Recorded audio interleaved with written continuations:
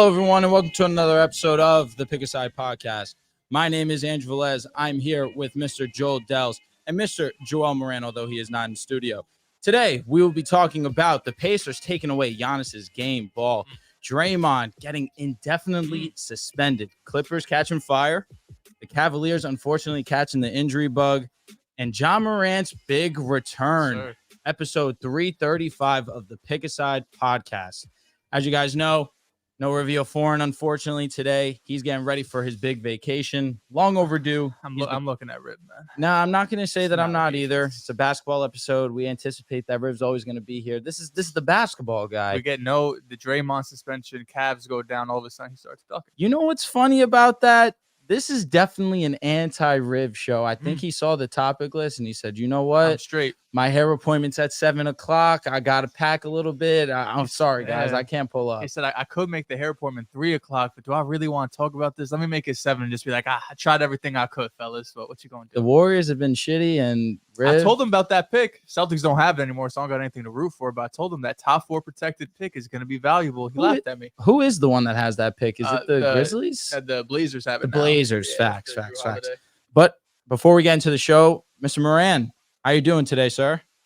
I'm doing great. I was watching a lot of basketball today. I'm excited to talk about the topics that we have in store for this show. No doubt. Specifically, the Cavaliers. I feel like they're in a bit of a conundrum with what they should do next, given the injuries. This week in the NBA, I got an interesting one for you guys. And just to let the audience know right now, Riv could not make it. He will be on a cruise for a week or so.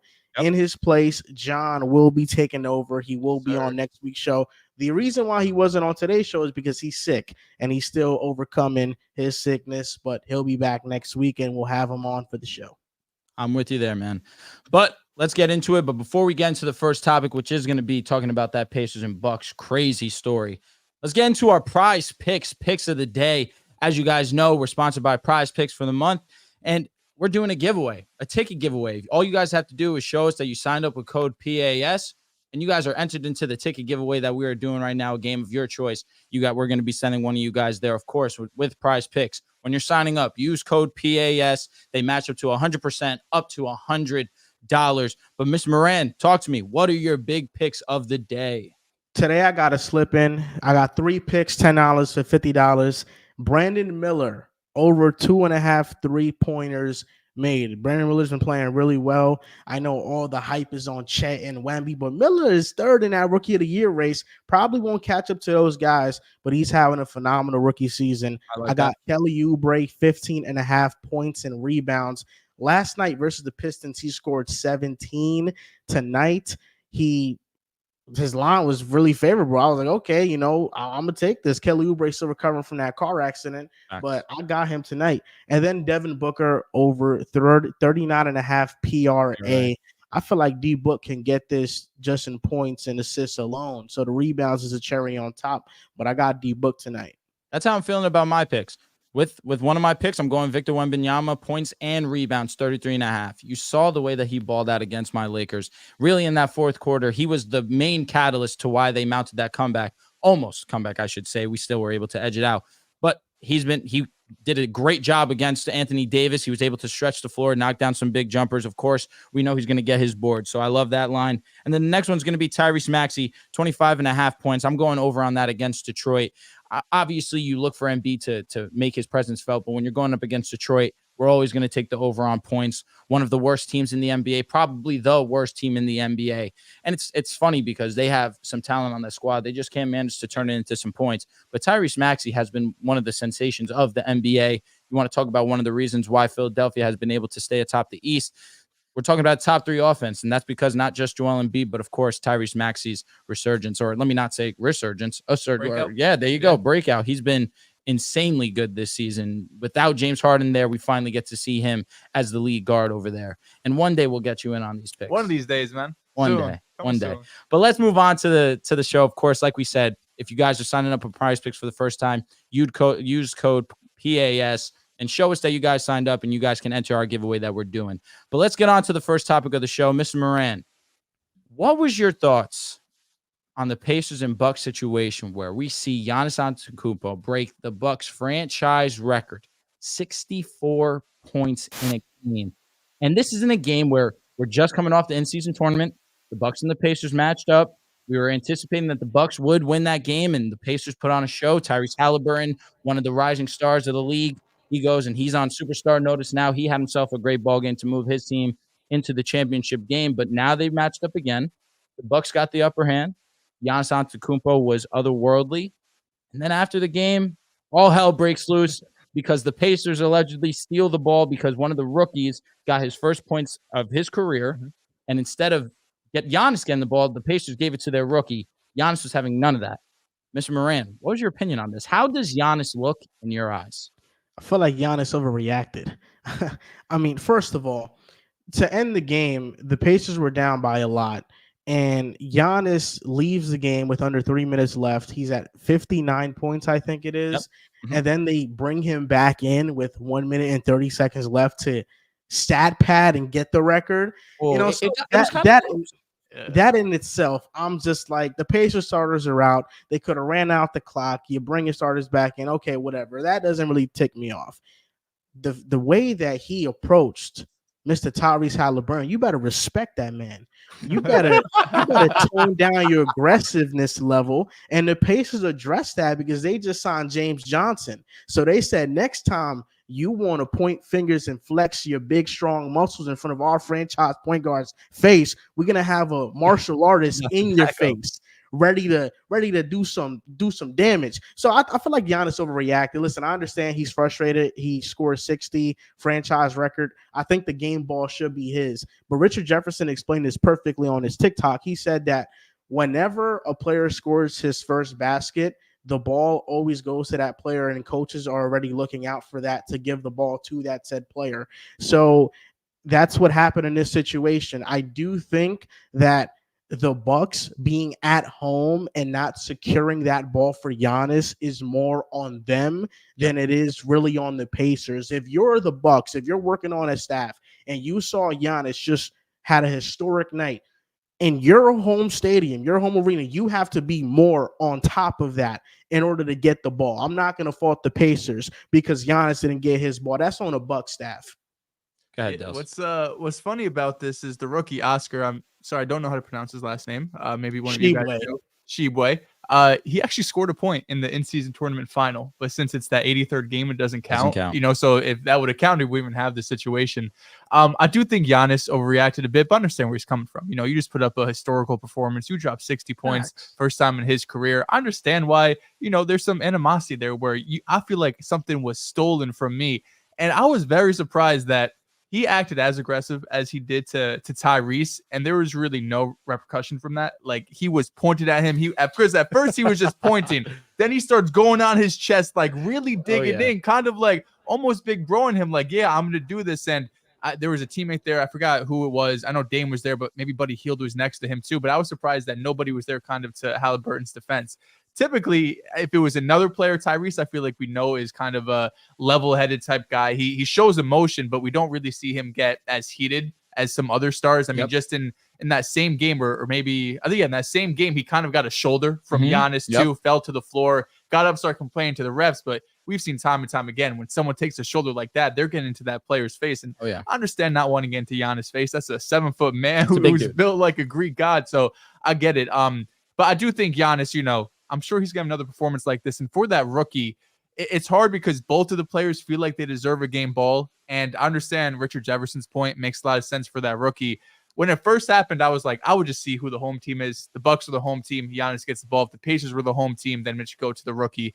In actuality, the fact that we still don't really know what happened, like after the game, Giannis at the press conference saying, I got a ball. I don't know if it's the game ball. I just played, 30 whatever minutes, and it doesn't feel like the ball. It feels like a brand new ball. Very strange situation by the NBA. I mean, I can't remember a single time anything like this has ever happened where there's two quote unquote historical performances. Not scoring a point's not historical for that player. It's historical in his journey in the NBA. And there's only one game ball, obviously. So, I'm sure in a couple months or so, no one's going to, talk about this again. But it was funny to see Giannis kind of throw a bit of a temper tantrum, running into the tunnel, running out the tunnel, getting into people's faces. But he balled out, dropping 60 points. I'd want to keep that game ball too. To me, it's pretty easy. Giannis Antetokounmpo just broke the franchise record. 64 points. However you want to shake it, whether you thought that it was impressive or not, Twitter was having a field day. Let me say this. X was having a field day with the idea of, oh, run and dunk, man. Look at where he scored all of his points. Maybe that was you too. Of course. I mean, I wouldn't be surprised. Oh, no, the halfback dive. I saw that. I saw that. But he scored the same way almost every single time. It was in the paint or it was at the free throw line. 64 points is 64 points, regardless of how you shake it. A lot of criticism was thrown his way in that Eastern Conference matchup versus the Miami Heat in that game 5, where he missed almost 50% of his free throws, and he still had 40 points on the game. He had a 40-20 game, but because he missed his free throws, fans were still critical of him. So now in this game, he goes and he drops 64 points, and he breaks the franchise record held by Michael Redd that was in 2006. And this is a franchise that also has had Kareem Abdul-Jabbar. So this is a big record, especially if I'm Giannis Antetokounmpo. To me, I want that ball. I understand that the rookie, you're right, his journey in the NBA, there's 1% of people that go and they make it to the NBA. For him to go and score his first official basket, kudos to you, absolutely. But in this one moment, yes, Milwaukee is home. And Joel, you're 100% correct. They should have done a better job of securing that basketball for Giannis. That was their job on top of it. Giannis's job is to go out there and score the basketball, and he did exactly that. Came away with the win on top of it. But you know what else this adds to? The in-season tournament. Because when I spoke about it and how good this was for the league, my main point was, hey, we're going to see rivalries made because of this. This is a big one. And Damian Lillard said it after that game, hey, Tyrese gave it to me, but wait, your time's going to come, and I've been one to get a piece of humble pie myself, and I'm okay to dish it out as well. Shout out to Tyrese for starting that. You know, that's if Tyrese true. never did the Dame, if he never did the Dame signature moment, we probably don't get kind of this hatred towards no doubt. And then the next matchup, we get smoke from these two teams. Do they play again this year? That's a good question. I'm assuming so, but obviously January 1st and January 3rd. Oh, nice. Right at the new year. But again, Giannis, should he have reacted the way that he did? Maybe not, running into the locker room. That's maybe a little bit much. He was sprinting. But I understand being heated. I just did something that nobody else in my franchise history has done. I can also add this to my resume as why I'm the best Milwaukee Buck to ever put on a uniform. And that's a franchise that has had a top 3 player all time in Kareem Abdul-Jabbar. Giannis is a special player. Do I think he should have charged the locker room the way that he did? Absolutely not. But do I love that this is a rivalry that we're going to be talking about the next time they match up? This is excellent for the league, and it just adds to how much the in-season tournament is going to impact the NBA moving forward. This is a good rivalry, I guess, but it just feels very lopsided. The Pacers may have gotten the best of them in the in-season tournament, but we know if these teams match up out of 10 times and the Bucks are highly motivated, they will likely beat the Pacers 9 out of the 10 times. Maybe the Pacers get them once, but really there's just nothing that they have that can stop Giannis from a personnel perspective. And I think that's the major flaw in this Pacers team is that they're too small. They get out in transition, they run a lot, but when you're facing someone like Giannis that favors his offensive play style, and it showed. I mean, the fact that they fouled him so much and he was still able to score in other ways because they couldn't foul him all the time. I mean, it didn't matter if Aaron Nesmith was on him, who was primary defender for most of the game. He's just too small. Aaron Nesmith is 6'5". He's just too small for Giannis. So I think that's something that the Pacers need to address is that they need to add more size in. Maybe James Johnson gets minutes when we see this matchup again because he's somebody that's 6'9" and could match up a little bit better. But that's the Pacers' one flaw on their team is that they just lack size and they can't hang with teams that have dominant big men. Yeah, I don't think I'm not expecting this rivalry to go into the playoffs because I agree with you. You know, they match up in a 7-game series. Bucks probably take care of business in 5 games. But the fact that we're getting some just new ones in the East, like new people, because I feel like Boston, Miami, we've seen that so many times. Boston, Milwaukee, we've seen that so many times. Where just getting some new blood in there that it feels like a big bro, little bro situation where the Bucks have been there, they won their championship. Giannis is on top of the world.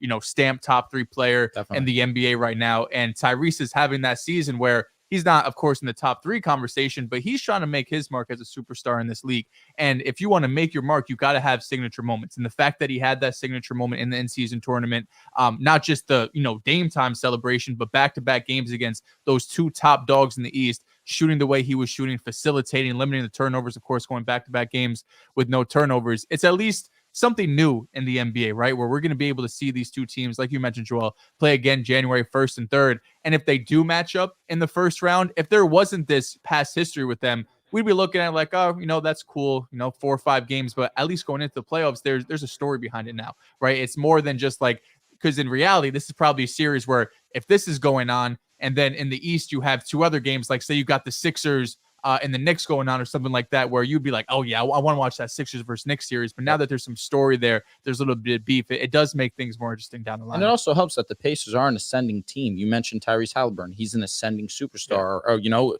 people are trying to say he's the next superstar, big superstar, because of the skill set that he has. One of the most efficient scorers in the league, one of the best passers, one of the most efficient passers on top of it. So I definitely understand this. Now, let me ask you guys this question, because shout out to our guys over at the 6-Man Show. They sent this tweet out. 6-Man. They said that it was not on their bingo card that Giannis would become unlikable. Did this moment make you like Giannis less? Now, let me not ask you because you're a Celtics fan. I know that Milwaukee's already not your favorite team. So by the transitive property, you're not the hugest Giannis fan. But Joel, did this make you look at Giannis in a different light? I feel like Giannis has always had an edge to him. And I think he's a great story. And I think the NBA has done a great job marketing Giannis to the point where he is, well, quite literally his upbringing is from, a very humbling place. Mm-hmm. So he is likable in that sense of his journey. But he has done dirty things in the past. Like Giannis, quite literally under the radar, is a dirty player. He injured Kyrie Irving in the 2021 playoff. Stop. Landed on his ankle. Giannis has done dirty things in the past. If you search up on YouTube, Giannis dirty play compilation, there will be something that pops up. Giannis is known for this. Giannis has an edge to him. Giannis is what you saw when he pointed at Tyrese Halliburton. That is Giannis's mindset. He is that way. There's nothing wrong with it. That's just who he is. And I feel like when it comes to Giannis, his story very likable. But in terms of his play style and how he can sometimes play reckless and just balloon himself, or I would say he would just kind of shove himself into players' legs. Yeah, that's very unlikable. And Giannis does it a lot. I was hoping for a different example other than the Kyrie Irving one. Was a bit of a reach. That was such an accident. I don't know if I would go and say he was purposely. That's what they all say. That's what they all say. I think what that also goes to. That also goes hand in hand with him saying, "Oh, the Nets were going to win the NBA championship. Giannis would never win an NBA championship. He had to win by being dirty." Exactly. So the only way that he could do that was by taking away their second best player. I see your games, Mr. Moran. You're a smart guy, but I'm smarter. I have a YouTube video right now that says Giannis Antetokounmpo dirty moments. It's 5 minutes long. Take 5 minutes for almost 10-year career. This is recent, though. This is only 5 months ago, so it's probably very recent videos. Also, yes, if Kyrie was healthy, the Nets beat the Bucks. That's quite obvious. Everybody who knows. Everybody who knows. I was going to say Draymond. We could have a whole year like of a 15-minute I'm video? Assuming so. I need a something to reference from. 5 minutes don't seem that just long. Reminds me of when Odell's dad made Mr. Dehls. Didn't Giannis have a dirty play against Jaylen Brown in the playoffs? Remind me. In Game 4 of the NBA playoffs, when they was on the ground and Giannis put the foot of his shoe in his face. Oh, I know. I remember that. I mean, this is who Giannis is. Yeah, I don't know. He has some moments. So, Joel, you're classifying Giannis dirty player. He has dirty moments. Yes, there's nothing wrong with that. A lot of great players are dirty. I could rewatch that. I don't really remember. Interesting. I definitely wouldn't go that far. I still think Giannis is one of the more likable players in the league. There's a reason when the All-Star game comes around that he's always the most voted guy in the Eastern Conference. I think that when it comes to just who he's been able to become in the NBA, obviously his story is fantastic. That doesn't have to do with how clean or dirty of a player he is. But at the same time, why he's likable is because you see where he started to where he is right now. I feel as if you have no choice but to root for a guy like Giannis and for him to solidify himself as, at worst, like you mentioned, a top 3 player. To me, I'm not going to look at this moment where he's furious about something that I'm on his side with. I think he should have gotten the game ball. He just made history for his franchise. And I'm still here saying I don't think he should have reacted that way. However, I understand where he's coming from. So it's not going to make me feel a different way or another. It's like you look at a guy like Joel Embiid. Joel Embiid, I would classify more as a dirty player than I am Giannis. He's a flopper, I feel like, more than anything. He does. I don't know if he has some dirty moments, true, but Joel Embiid, I mean, you see it all the time. I feel like this year it's been worse than ever, where he's just driving into the paint. And, this is a huge dude. Yeah, both of them are like enormous. 270, yeah, but I feel like Embiid might be dirty, but he's just reckless with his body type of sense, where if Embiid is just throwing his body, you're going to be falling on somebody's leg, ankle, knee, whatever the fact might be. To be at that size, like 280 pounds, like you could seriously injure somebody. For sure. And I don't think Embiid do that is dirty. most of the time. Embiid isn't dirty. He just flops. He injured Danny Green's ACL when they were teammates because just doing that, you could put yourselves and others in harm's way by, just purposely falling to the floor. He's a huge dude. He's way too strong to be able just to be pushed around like he shows. It's like Draymond said that he flopped, and that goes perfectly into our next conversation. Draymond said that he flopped in terms of trying to sell a call, and that's the reason why he punched Yusuf Nurkic in the face. Now, we're here having the discussion now because Draymond Green has been indefinitely suspended by the NBA, aka his return is solely up to him. There are certain requirements that he has to meet before returning back to the NBA, and maybe this goes hand in hand because there are times where players try to sell too much, and then in doing so, like you say, they end up injuring another player, whether they're on their team or the opposing team. And you look at this play, Draymond said after, hey, I was trying to sell a call. My intention was not to of course, hit Yusuf the way that it did. I saw the replay back. I understand how it looks, and I don't apologize often if I don't feel like I need to, but in this situation, I do apologize. Now, Mr. Moran, what's your opinion on Draymond Green's, not just his comments, but the impact on Draymond Green's absence for the Golden State Warriors moving forward? I really don't care whatever explanation Draymond has to offer regarding this situation because there's history with Draymond Green. Whether it was an accident or not, he hit Yusuf Nurkic in the face. And in this past calendar year, I'll even go a little bit further back. Just dating back to last season, he punches Jordan Poole in the face. I think that moment single-handedly led to the downfall of their chemistry coming off a championship.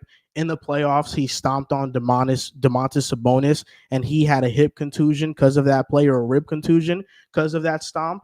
And he was only suspended one game. And that one game he was suspended, the Warriors won. But had they lost, we're looking at that moment as the defining moment of that series and why the Kings might have won it, because it did go to 7.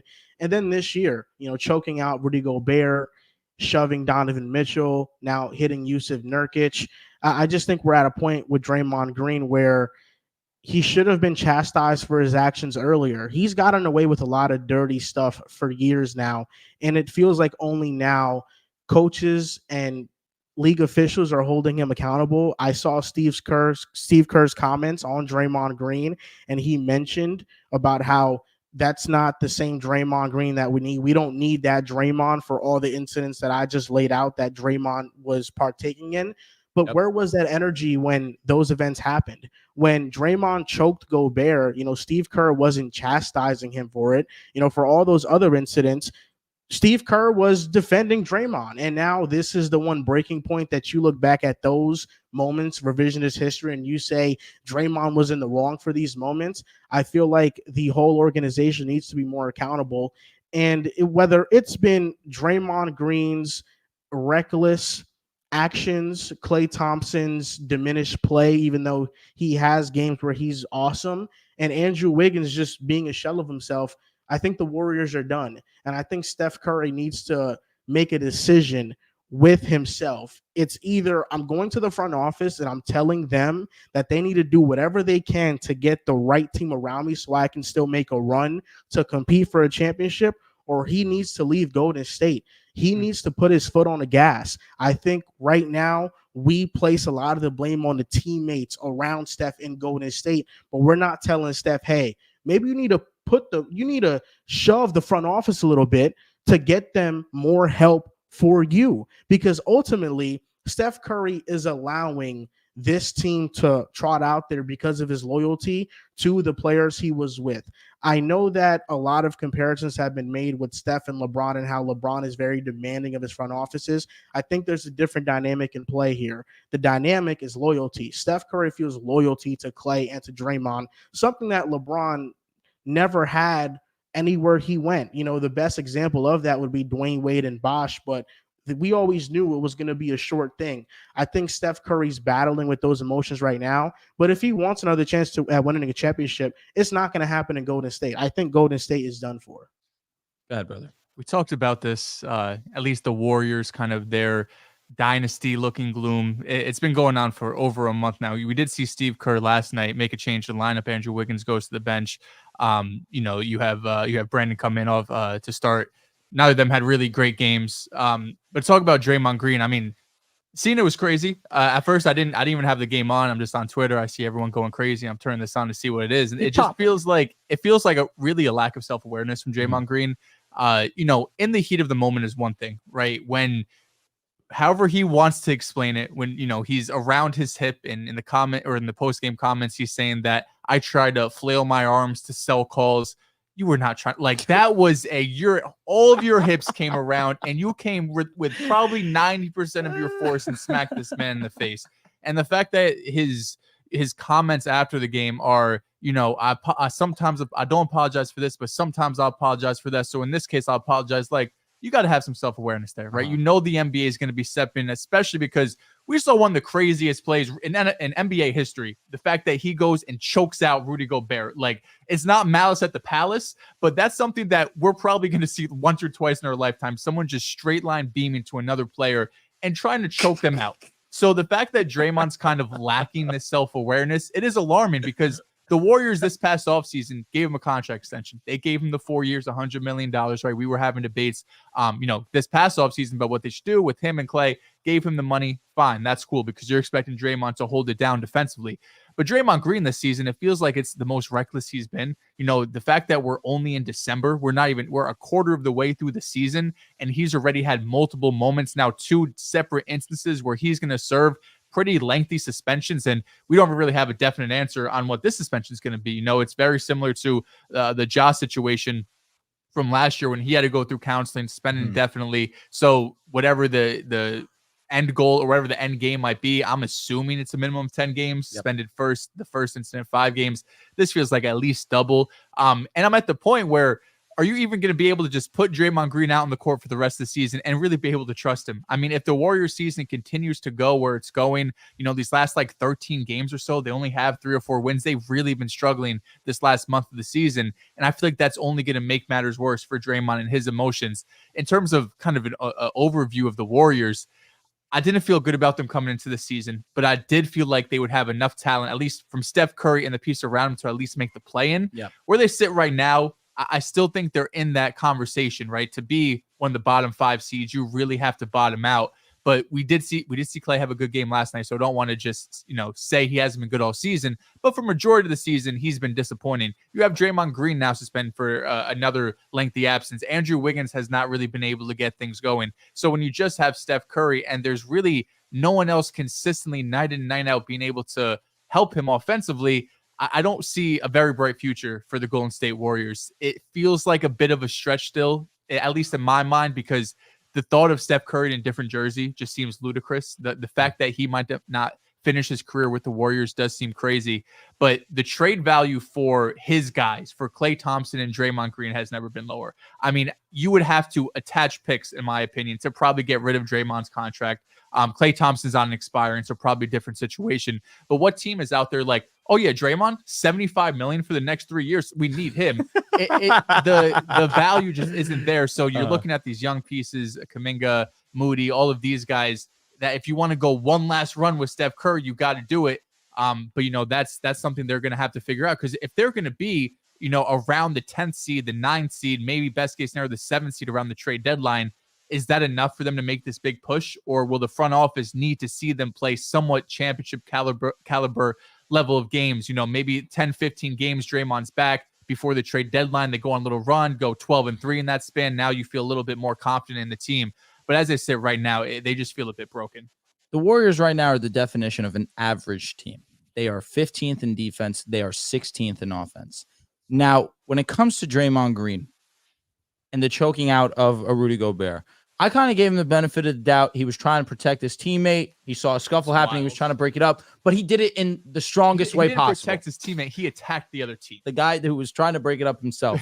He just saw him put hands on Clay, and he reacted. I kind of gave him the benefit of the doubt. They didn't love it, but I gave him the benefit of the doubt. Here, there's no way you can defend this. He does a 180, and absolutely lights up Yusuf Nurkic. He ate that. He fell. I don't know if he ate it. Nah, he fell, but for what? A punch to the face, I'll be like, I'm straight for the game. No, I guess you could say that fine. He got hit. He fell to the floor. No, Draymond Green laced him. He was on the floor for a while. Yeah, no, I milk it. You could say he sold it. He was trying to get Draymond Green. Yeah. I think as soon as he makes contact with his face, though, he's ejected from the game immediately. But Draymond Green definitely needs to relax. These consistent antics that we're seeing from Draymond Green, where we've seen them benefit the team in the past, it has been a detriment to them because he's not able to be out on the floor with his guys playing basketball. Now, you mentioned Steph Curry, the both of you. To me, I'm not looking at this as an indictment on his lack of persistence on the front office, because with him trusting the front office, it has allowed him to be in a position where he is a 4-time champion. Now, it's obviously not just the front office. He has to go out there and play at the high level basketball that we know that he's shown us for a laundry list of seasons. But at the same time, he's had Bob Myers, and he's had arguably the greatest GM of our generation in Jerry West. And the two of them have done a good enough job to put championship level players around Steph Curry. So I understand him taking that hands-off approach, because that's another thing added to his plate. Another reason why I'm so up in arms when it comes to LeBron and building all these teams and Le GM, I kind of take pride of it as a fan of his, because it's another job that LeBron's putting upon himself. Now Jordan, now Curry, these guys had the luxury of it is low key. He had the luxury of having Jerry Krause, the greatest GM in basketball history, arguably the best GM in all of sports, to be honest with you, put together one of the greatest, if not the greatest dynasty in sports history. And then, of course, Jerry West and Bob Myers, who came along for the ride at the end, but he still was able to put together a championship level team in 2022. So if I'm Steph Curry, I understand. Well, looking at it in this perspective, I understand if Steph Curry isn't going to try and be as vocal, because he's had a career of not having to worry about that. But yeah, it could be that time. We can say, hey, Steph, it's that time to maybe give a little nudge, say, hey, things aren't working out the way that they should be. I'm still in my prime. I'm still one of the best top 5 players in the association. You should give me a little something that I can at least go out there and compete for a play-in, so that, hey, once we get into the play-in, anything can happen because I'm Steph Curry. So, yeah, Riv's been on the show, and he's brought up the idea of a Pascal Siakam or an OG Anunoby. But again, like you've mentioned, and you, Joel, too, with the way that the supporting cast has played, their trade value is in the mud. So you can't expect to get one of these A+ or Pascal and OG Anunoby A- B+ type players for guys that are not playing at a B- or a C+. So for me, it's a tough position that the Warriors are in. You understand that Steph Curry's still a great basketball player, and so long he's on the court, we expect that this should be a playoff team. But right now, they are the epitome of average. This isn't a playoff team, and they're going to miss the playoffs this year. If with Draymond's indefinite suspension, it seems like Draymond Green might be out for a while. Klay Thompson's inconsistent. They just benched Andrew Wiggins, by the way. They just benched him. This is not a playoff team. It's not. And Steph Curry, as great as he is, he can only do so much. I'm going to move past the comments you made about LeBron. One of LeBron's jobs being a adding GM. to his greatness. I'm wrong. That's Let GM, let coach. He does everything. This is just stereotypical LeBron fan right here. Stop. Absolutely. Jordan didn't have to worry about it. Curry didn't have to worry about it. But let GM, he had to go into the front office and say, hey, I want this, that. This is going to get me a chip. He did it in 3 different locations. It's special. It's one-on-one type shit. I mean, what do you want me to do? I'm wrong, Curry. You are wrong. Steph Curry doesn't strike me as a player that will leave Golden State. I think he strikes me as a Dirk Nowitzki, who he's going to ride out his entire career with one team. I think that's Steph Curry. In saying that, though, how much longer can Steph Curry play for the Warriors, knowing that they don't have realistic championship aspirations? Because Klay Thompson is falling off. Draymond Green, you can't rely on him to be on the court. Andrew Wiggins has fell off. Like you mentioned, all of their trade values, Clay's on an expiring deal. So the Warriors have to make a decision on him whether or not they're going to bring him back. Draymond Green has a big contract that I don't think other teams want to take on. Andrew Wiggins also has a big contract. The likelihood that the Warriors get back any players of value for these guys is unlikely. And if that's the case, I mean, is it a possibility that we're sitting here a year or two from now and Steph Curry is on the verge of retirement? We're not going to see Steph Curry play 4 to 5 more years, because if you don't think he will leave Golden State and they cannot win a championship, then what is he still playing for outside of just padding his stats? Because I think it is realistic that in 2 years from now, we could be talking about Steph Curry retiring. It's tough to see retirement in his future when he's playing at this level. Yeah, he's still a top 5, like at worst. I mean, at worst, a top 5 player in the world. His efficiency is still Steph Curry-esque. He obviously effortlessly can shoot the basketball. He'll be able to do that for more than 2 years, no doubt about it in my mind. So I understand where you're coming from with the idea of, hey, if you don't think he's going to leave Golden State or he wants to retire in Golden State, then retirement may be closer than not. But when he's playing at the level that he's playing at, with the way that modern medicine has allowed these athletes to continue to play on later into their lives, I don't think it's unrealistic to see Steph Curry in a different uniform. I think they give him that courtesy, that respect to end his career on his terms. I understand that he means more to Golden State than any other player in their franchise's history. But at the same time, you cannot, if you're Steph Curry, allow these years in your life to go wasted, where we saw Kobe Bryant take on the last couple of years of his career in a situation where they weren't competing for anything because of the players around him. I don't know if Steph Curry wants to go out that way, understanding he's already cemented himself as, at the worst, a top 12 player in NBA history. In my mind, I'm talking about a top 10 player of all time. So he's already cemented his legacy. He doesn't have anything else to prove. But when you can add more to your resume, when there's still someone that you can catch in a Magic Johnson, in a lot of people's eyes, people feel like he can't do that, but he still has something over any other player that's ever played this game, and that's to shoot the basketball at a pace nobody else has done. Yeah, and it's not like we don't have precedent here, right? LeBron's moved multiple times. Shaq's moved multiple times. Jordan ended his career with the Wizards. So it's not like Steph Curry would be in some way tarnishing his legacy. And not trying to compare the two situations because, of course, with Steph Curry, legendary player, but it might be the best situation similar to with Dame in Portland this past year, where Dame's like, my heart is here. Like, I feel like I gave my all to this organization. The organization feels the same way about him. Like, of course, can go down as one of the best of all time for Portland, but they wanted to rebuild.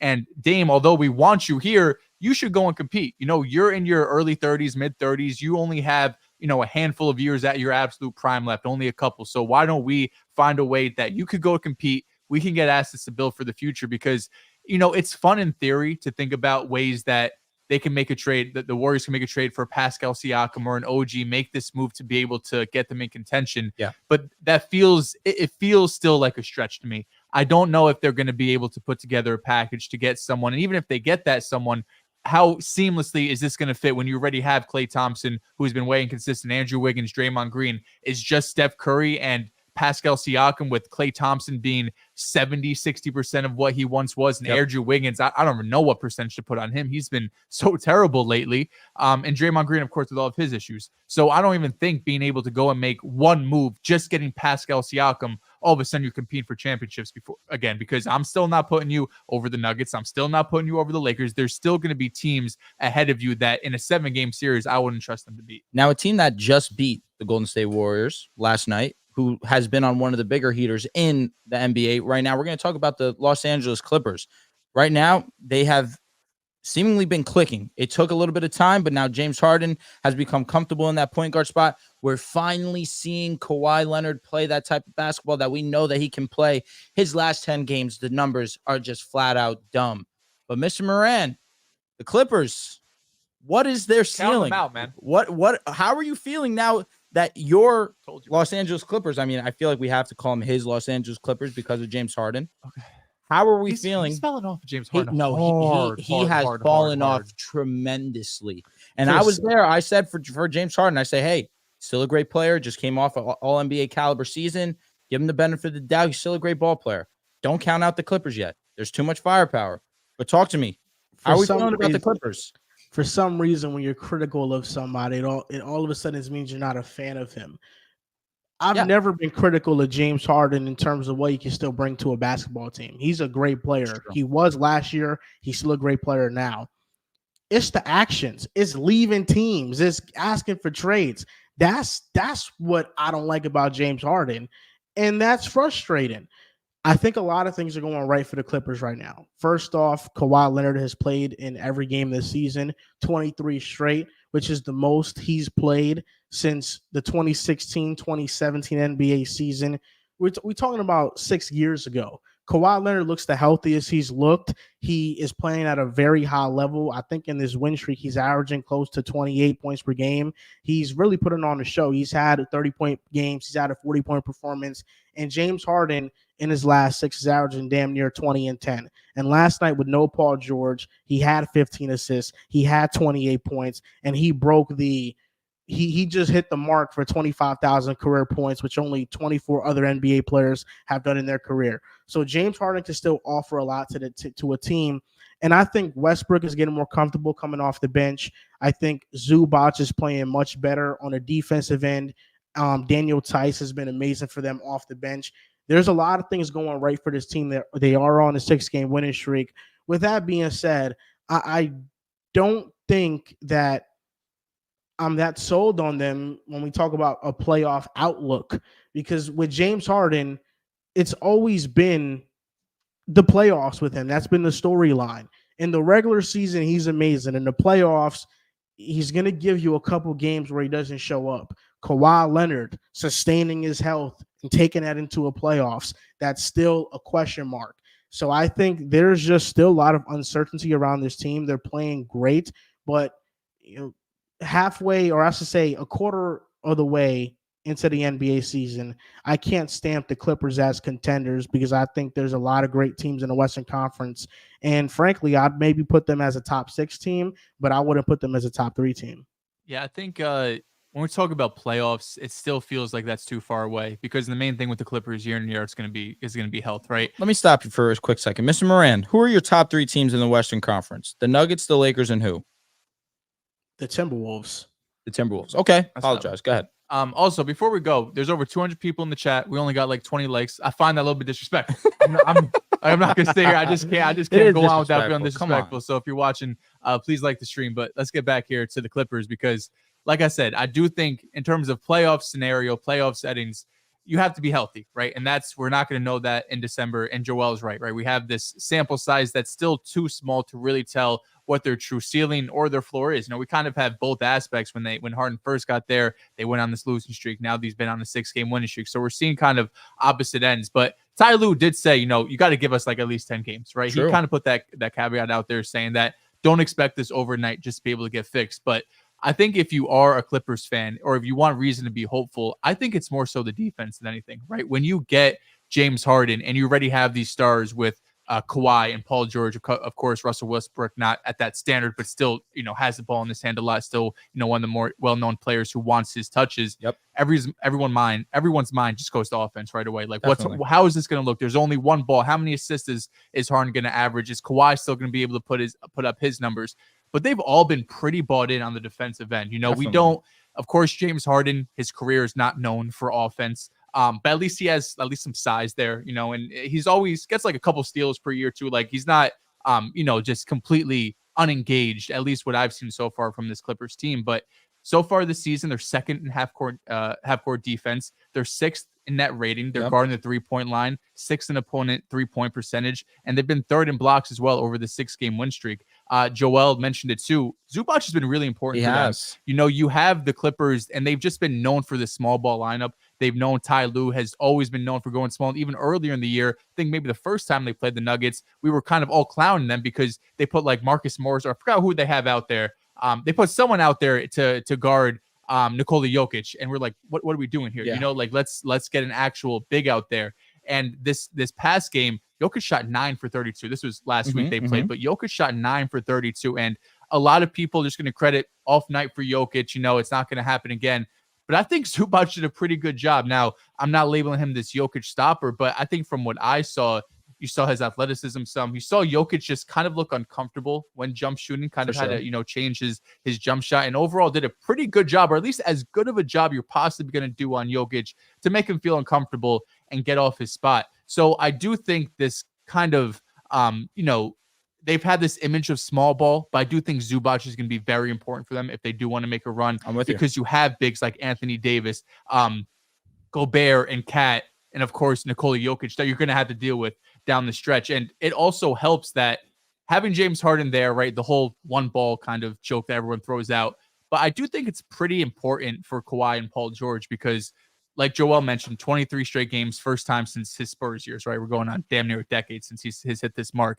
The fact that he's not so responsible on ball, I think is helpful. The fact that James Harden's able to run so much pick and roll, the fact that Kawhi could play off that more, and there's just not as much of a physical demand for him night in, night out. He's been phenomenal, right? I know you have numbers too to show how great Kawhi has, and he's still going to get his. But the fact that he's able to, I don't want to say take a back seat because he's been one of their best players, but at least night in, night out does not feel that type of pressure on him. And then defensively too, I think having guys like Russ, as well as Terrence Mann, being able to take on more of the difficult duties defensively to kind of give him a break on that end too, because we want to see Kawhi Leonard healthy for the playoffs. But the fact that he hasn't had to have any sort of load management, we did see Paul George sit for the first time all season last night or 2 nights ago, whenever they last played. But the fact that both of them have been healthy, knock on wood, for this long is a great sign. Of course, we're not even, a quarter way through the season. There's still some time to go. But I do think the fact that Harden's there, it just overall feels like there's less pressure and weight on Kawhi. And that probably has to do with some of the injury history in the past. Clippers have been on a heater 6 games in a row. Now, when we spoke about the Clippers the first time on this show earlier in the year, a big part of their struggles was Kawhi Leonard and his lack of aggression. Now, in the last 10 games, 27 points, 7 rebounds, 4 assists, 55% from the field, over 40% from 3 on over 5 attempts a game, and 90% from the free throw line. When he's aggressive, when he is dominating basketball games, the Clippers are one of the best teams in the NBA. Now, we've known their identity has been defense, but with the addition of James Harden, now they were supposed to take a jump in their offensive game. Now, when he first got there, it was a huge thing. Oh, they're winless with James Harden. They haven't been able to find that consistency. No type of continuity has been found so far. But like you mentioned, Ty Lue said, hey, give us some time.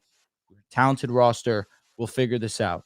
Now, they have been healthy. Unfortunately, Paul George goes down with a groin injury. Now, that's definitely putting a damper on things. I don't think it's anything serious, though. Which would be huge. But again, any type of injury, especially with Paul George's history, it's never something ideal. But we've seen Kawhi Leonard be the healthiest that we've seen him in an insane amount of time. And he's playing at such a high level that, to me, it's no coincidence that the two go hand in hand, that the Clippers are winning games and he's playing at this high of a level. The defense is always going to be there. You look at last night where Amir Coffey had to step in and he was able to do a great job in Paul George's absence. Norman Powell, one of the better bench scorers in the NBA, although he's not great defensively, offensively, you know what he provides you. And then when James Harden is getting comfortable in this offense, we still know that James Harden is an all-NBA caliber player. Whether you like him or not, whether you want to make the jokes about him being out of shape, caring more about the strip club than anything else, when he's on the court, he is still one of the better point guards in the game. And the way that Ty Lue has manipulated minutes with Russ and James Harden, that to me has been great, where even last night we saw Russ and James on the court at the same time, but Russ was given some unbelievable minutes, and the energy that he plays with, it's infectious to the teammates. And the blessing that Russ has is that his team provides a good amount of spacing so that it doesn't allow him to be a negative. And when he's hitting his shots, that's also a bonus. But he gets to the bucket still great. He still is high energy on the defensive side of the ball. He still provides that. And just what he means to the crowd. There was one of the moments where he goes and he swats a ball. He's going to the crowd and he's chirping, he's waving his finger. The crowd's going nuts. He's just one of those that just is infectious when he's playing like that. So I look at the Clippers. Yeah, this still is a talented team. This is one of the more talented teams in the NBA. It's all based on health with the Clippers. That's been a thing since Kawhi and Paul George both came to LA. But regardless, when these guys are healthy, they are one of the better units in the NBA. And James Harden getting comfortable, that's the last push that the Clippers needed to really assert themselves. They're only 4.5 games out of the top spot. They're right now, I believe, number 7 and 2 games out of the 2 seed. The West it's been a constant crapshoot just for the last however many years, especially last year and this year, how close they are in the standings. But you cannot sleep on the healthy Clippers. They have the veteranship, they have the experience, and they have the talent. So when they're on the court together, no doubt, this is a team that we could be talking about later in the season. I think James Harden is one of the more disrespected players in terms of his long-term outlook and how fans view him.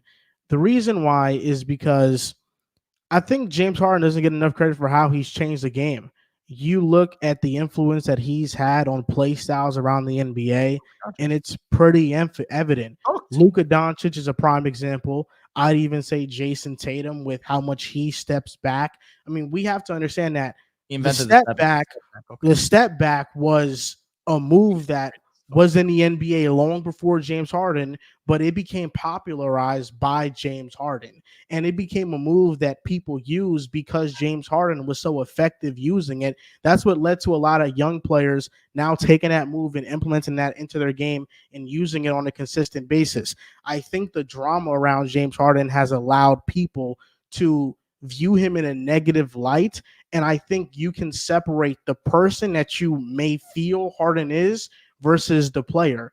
I think the player is a phenomenal player. And it's something that the Clippers have needed. They've needed a point guard for a long time now, and Harden's fitting into that role. Since he's been a point guard there, since he's had to start, they're 11-3. At first, the Russ fit was odd, but as of recent, they've been playing off each other well, whether it's backdoor cuts or Harden slipping into an open side of the court and getting an open three, assisted by Russell Westbrook. So they're playing off each other well. My thing is I think the Clippers are going to look awesome with Paul George out, with now James Harden taking an increased role, because we know he can turn it up when he's asked to do so. And that's another luxury of having Harden, is that with the injury history on the Clippers, you can now rely on a player to take it up a notch and step up and get back to his vintage self when a player is down. But the problem is always going to become when everybody's on the court, because now it's taken away from certain people's game. You're going to take a statistical hit no matter what when you're playing with so many great players. I think the player that's going to take the hit is Harden. So the version of Harden that we're going to see that is ultra aggressive, that is scoring, when Paul George and Kawhi are in the lineup, he has to take a step back and he has to play make a little bit more.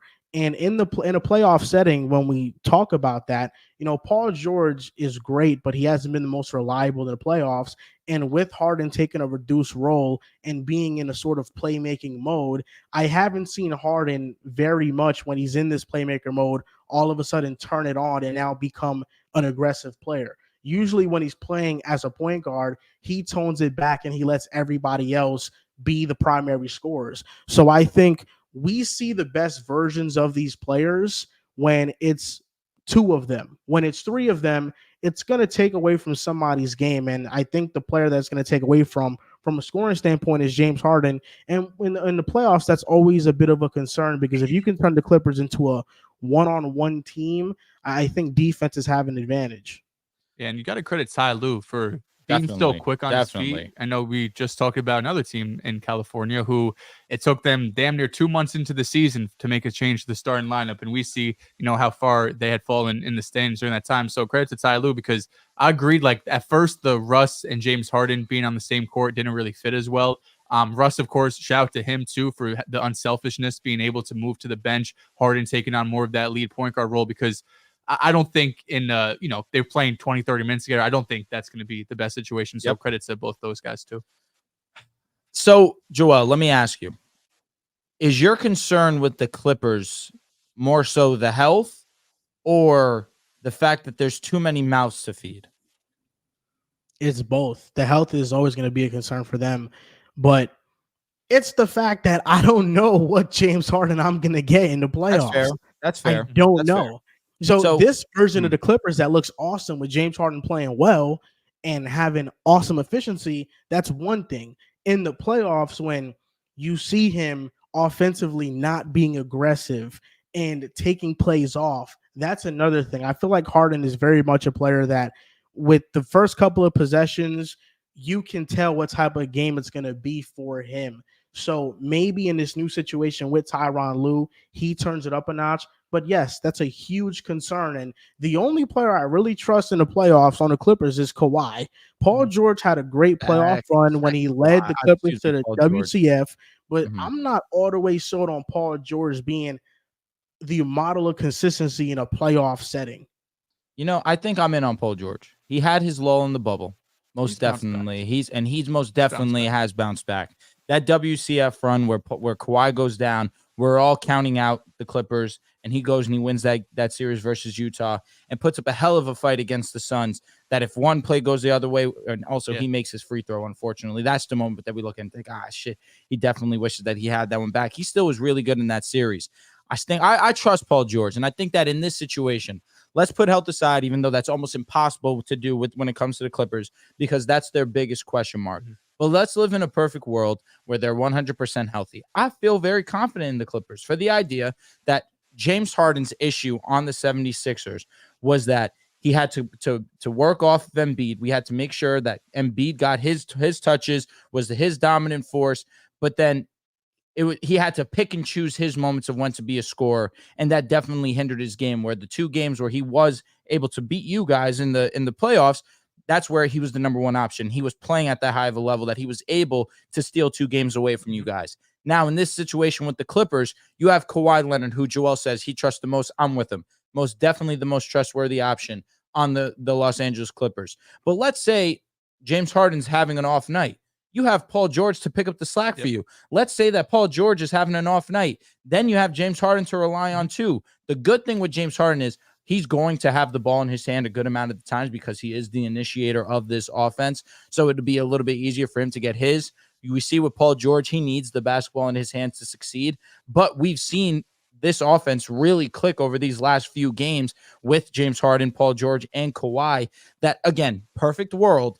This trio can have success offensively. And if one player doesn't have it, these are, I'd go as far as say, elite offensive players that if one of them's having an off night, these other 2 guys are going to be able to do a job. And we see that when James Harden is having an off shooting night, it affects other areas of his game. For sure. We see him turn the ball over more defensively too.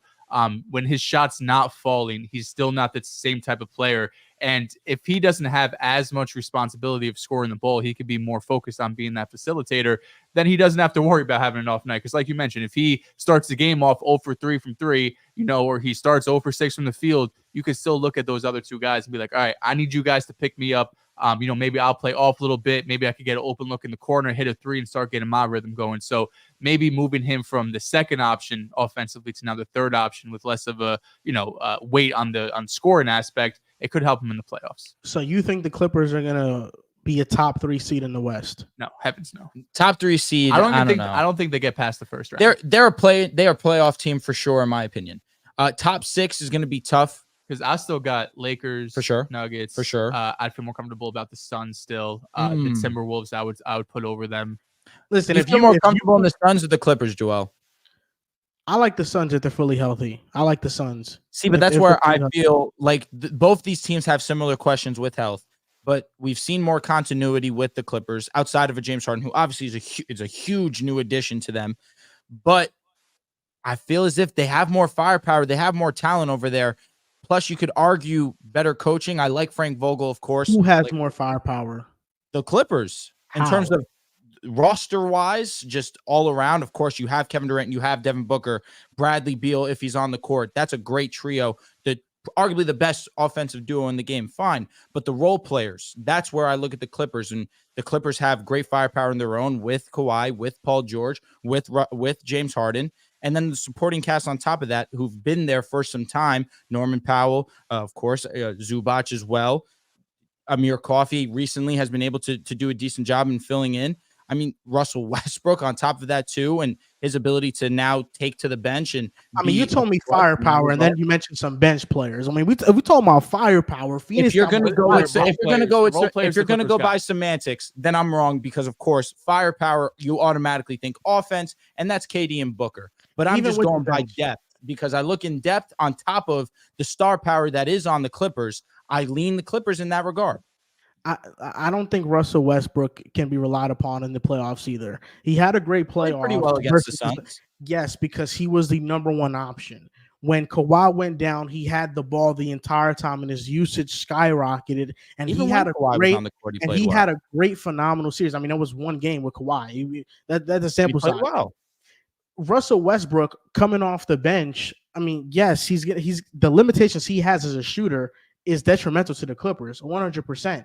And I think while the Clippers may have some better bench players in theory, I really don't think it's that far of a gap, because really we're talking about the 8-man rotation on the Clippers being Harden, Paul George, Kawhi, Zubats, Russell Westbrook, Norman Powell, Terrence Mann, and I'm probably missing one more who's going to start at the 4 because PJ Tucker's not playing no more. He's not getting any minutes in his lineup, but really that's like the 7 to 8-man rotation. I look at the Suns' 7 to 8-man rotation. I mean, you have KD, you have Book, you have Beal. Yes, we know that. I think Nurkic is playing really well this year. He's playing awesome. I think between him and Zubac, that's at least a toss-up. It's just like, okay, whatever. It's Nurkic and Zubac. It is whatever. I think Grayson Allen is just as impactful of a player as Terrence Mann. What about Norman Powell?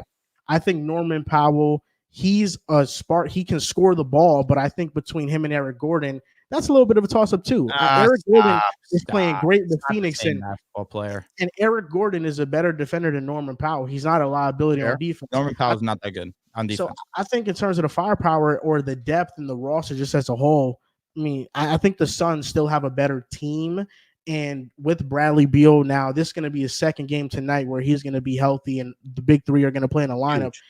I think they're good. And at the end of the day, it's not really the depth players that get you over the hump. It's the stars. And I think Devin Booker has taken it to another level this year as a playmaker. He can always score, but now we're talking about Devin Booker. Any given night, he can give you 30 and 10 assists. I mean, that's how much he's elevated his game. Kevin Durant is still playing like a top 10 player in the world. Absolutely. Just them two, I'm taking over Kawhi and Paul George. And then when we talk about Kawhi is crazy. Playoff Kawhi is better than Booker still. Okay, we just seen playoff Booker drop 36 for the playoffs. Did he not average that? I mean, he had what Kawhi did against Book and KD when he outscored the both of them. Yes, he did, but Devin Booker just had a historical playoff, so we're not going to act Booker's like he's amazing. Booker's amazing for sure. He's still amazing. And in terms of Bradley Beal and James Harden, I mean, like in theory, I guess Harden is slightly a bit of a better player. Not even a question.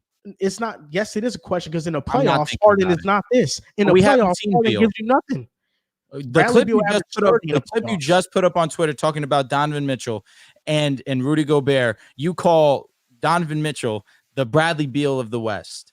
So to me, I don't know if that does that have to do with anything. I don't know if you're using that as a compliment to Bradley Beal, but in that conversation, we understood that Bradley Beal hadn't been to the playoffs where Donovan Mitchell, he's been to the playoffs and he averaged over 30 points. James Harden, where he has his lows. At the same time, we understand that he has the capabilities when he plays to James Harden level. We saw versus the Celtics that he can beat a team as good as the Celtics on his own when he's playing at that level.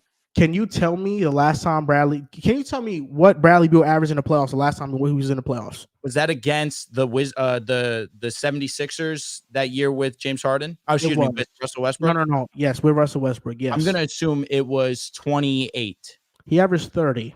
Okay, I was close. On great efficiency. One series you're going off of, correct? And Bradley Beal, before that, when he was playing sidekick to John Wall, was playing well in the playoffs as well. And ultimately, I mean, you're going off of 2 games that Harden had in the playoffs versus the Celtics.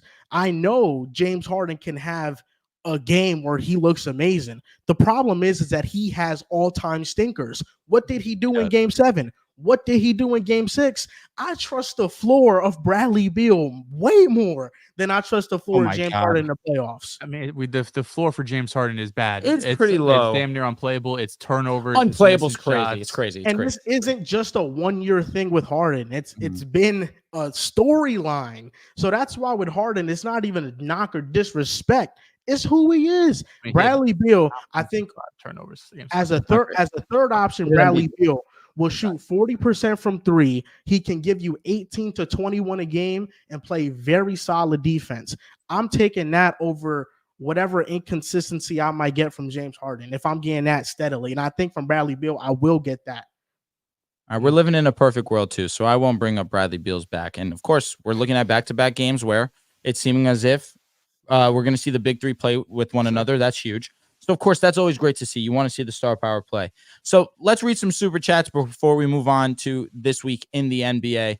First one comes from our guy Ricky. We love you, Ricky. 2 videos in one day. Love to see it. Where's the Luka Doncic segment? Mr. Moran, your boy, has been on some shit. He's been playing insane. I mean, only people that hate on Luka doubted he'd even be doing this year. I mean, Luka doubted Luka. Did we doubt Luka or did we doubt the Mavericks? I mean, Drew, you was hating on Luka. You was hating on Luka big time. You was. Now you want to. Have I ever said that he's not been a top 5 player in the NBA? You said Jason Tatum was better. I still like Jason Tatum. Did you see that block last night? I don't think Luka could do that. And that's a wrong opinion to have. Luka Doncic is the better player. What he's doing, he's having a phenomenal season. I think he can win MVP this year. So could Jason Tatum. Jason Tatum's not having as good of a season as Luka Doncic. Stop it. He's not having a good fiscal season because he's playing with fucking. He got a 20 point per game guy with KP. You got JB there. You added Drew Holiday. Like you have other guys. It's the Luka show in Dallas. It is the Luka. He's been doing his thing. I'm not trying to before you get up here start screaming at me. Joel, you think that's me? He's about to go because I can see in your face Luka's been doing his thing, but he's having the better fiscal season because. I mean, he's the number one option. Like he's having a better statistical season because he's a better player. That's why he's having it. And even if you don't want to go by the basic stats, all the advanced stats point to Luka as well. He's just playing better. It doesn't matter. He's just playing better. He's been awesome. But if you want to say you doubted the Mavericks, I mean, yeah, you did. Ultimately, I never screamed off the top of my lungs that the Mavericks had a great roster top to bottom. I just said Luka is not missing the playoffs 2 times in a row. All I'll say is last year he was a top 5 seed more than halfway through the season, and somehow, some way they managed to fall out of the play. They're like the 4 seed right now. They've been playing some good basketball. No hate aside, he's been awesome. Luka Doncic has been awesome. I've never hated on Luka. Just the fact of, hey, you're a top 5 player. You're supposed to go down as one of the all-time greats. You got to make the playoffs. I'm not asking for the world. I'm not saying to win the whole thing. Just Luka got hurt.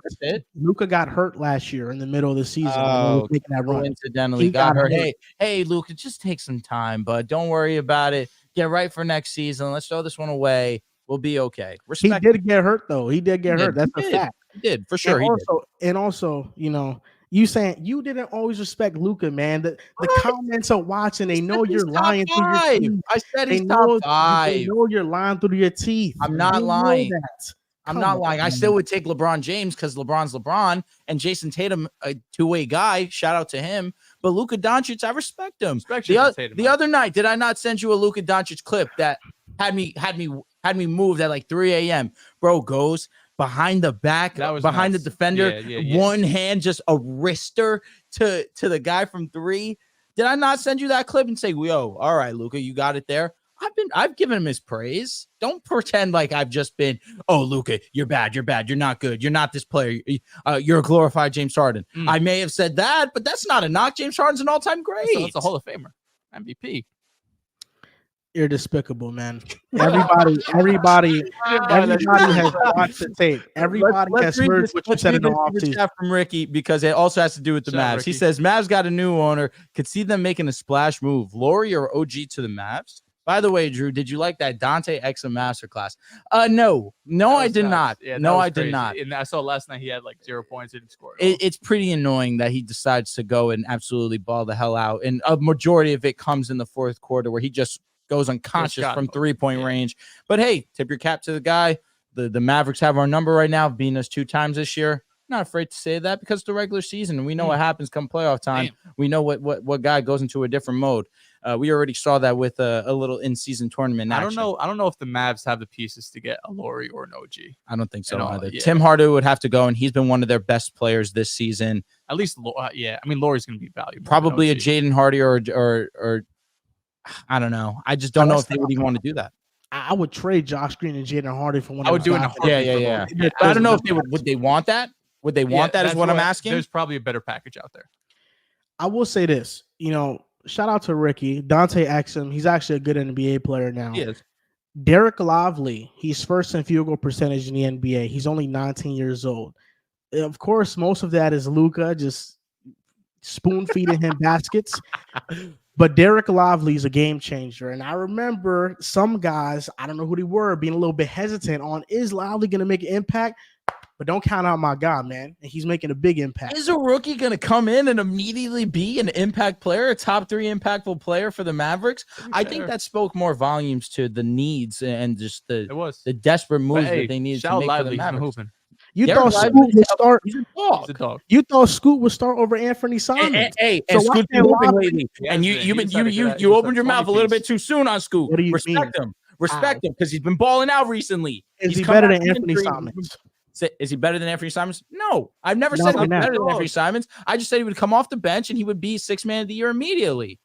Yeah, you told me that Scoot was starting. I honestly would have rathered Scoot. I would have rathered Anthony Simons come off the bench and get an award because he deserves one because he's such a good player.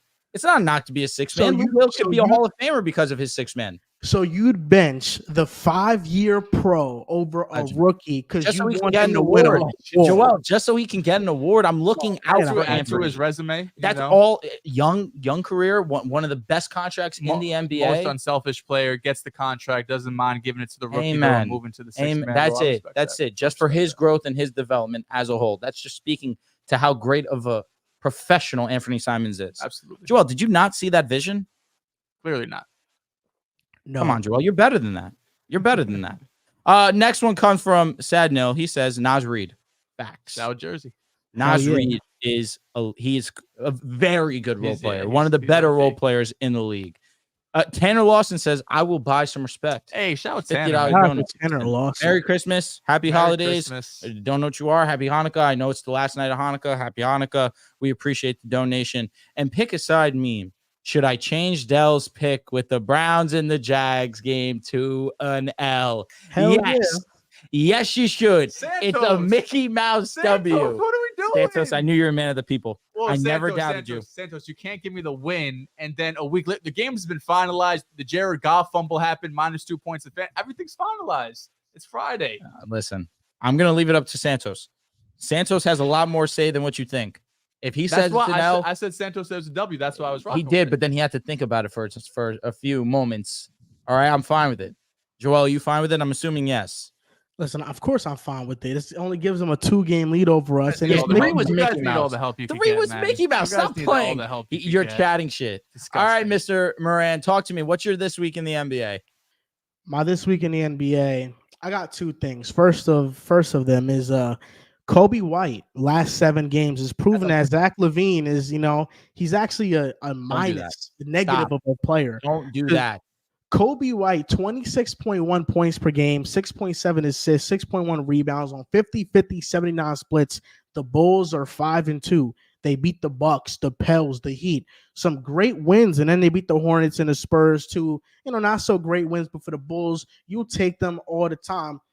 Kobe White is blossoming into a damn good player, and I think this is coming at the perfect time for Bulls fans, because Bulls fans who have been in misery for the last 2 seasons because they've been begging their front office to tank. They've been begging for their team to move on from an aging Vucevic and an aging DeRozan and Zach LaVine. Even at this point, they don't want him. Now they have something to root for. Kobe White, a young player who can be a building block for the future. This is some hope in Chicago, but I think it also speaks to that maybe the Bulls aren't as bad of a team as we think. They just had a disgruntled star who was given half-ass effort out there, and finally when a player takes his place and he's doing his thing, they start to win games. I don't think it's a coincidence, and if I was a team around the league, I'm looking at this situation and saying, I don't want Zach anywhere near my team.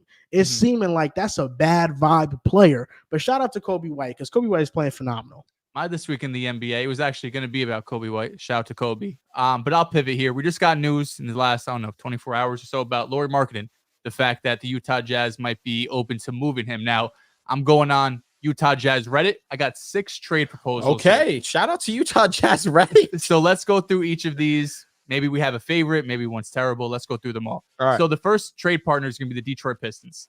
The Utah Jazz would receive Jaden Ivey, James Wiseman, and 2 first-round picks. Does a move like that make sense for the 2028 unprotected, 2030 top 4 protected. I think for the Pistons it makes sense because you need more spacing around Cade Cunningham, and Lauri Markkanen is perfect for that. Well, let's see. He signed a 4-year contract. Shout out to Brutus 583 and he signed until 25. Right. Okay. Yeah, I would make this move. Okay. Straight to this is with the Golden State Warriors. The Jazz would receive Gary Payton, Kuminga, Brandon, 2 first-round picks in 2026 and 2028, and 3 pick swaps, 2025, 2027, and 2029. They're taking an arm and a leg from the Warriors and just kind of giving them to the Pistons. I feel like if you're the Warriors, I still would make this move. I understand Kuminga's a young player. AirPod has been giving them some good minutes so far in his rookie campaign. Lauri is definitely a better player. Giving a lot in terms of draft picks. 5 picks. Yeah, that's crazy. Plus 3 or 2 young players. He is signed until 25. So, that's only next year, pretty much. 2 years. You get the rest of this year, next year after that. And after, you're right. You're 100% right. Well, let's see. What does this say? What is partial guaranteed. So in 24, 25, he signed on for next year as well. He's an unrestricted free agent in 25. So you get a year and a half from him. If I'm the Jazz, I'm not doing this. This is a lot of picks, but the young players aren't intriguing enough for me. I don't know how much star upside they have. I think Kuminga is a better idea than a player at this point. AirPods has shown some things, but I think I could get a better offer. I'm saying no if I'm Utah. 5 picks is a ton. It is. We know Danny Ainge loves his picks. But moving on to the third trade partner, the Indiana Pacers. The Jazz would receive Benedict Mathurin, TJ McConnell, and Jarris Walker. No draft picks. We haven't seen any of Jarris. Benedict would hurt. I still think you would do this. He fits what they want to do. They're a great offensive team. He doesn't need the basketball in his hands to succeed. And with Tyrese Halliburton assisting him, he'll be just as effective as he is over there in Utah. It's a great move for Indiana. If you're Utah, you do this. If you're Indiana, you don't. You just drafted Jarris Walker. You just gave up on him. And Benedict Mathurin, I still think has a lot of upside. I'm keeping those two players. Lauri's an all-star.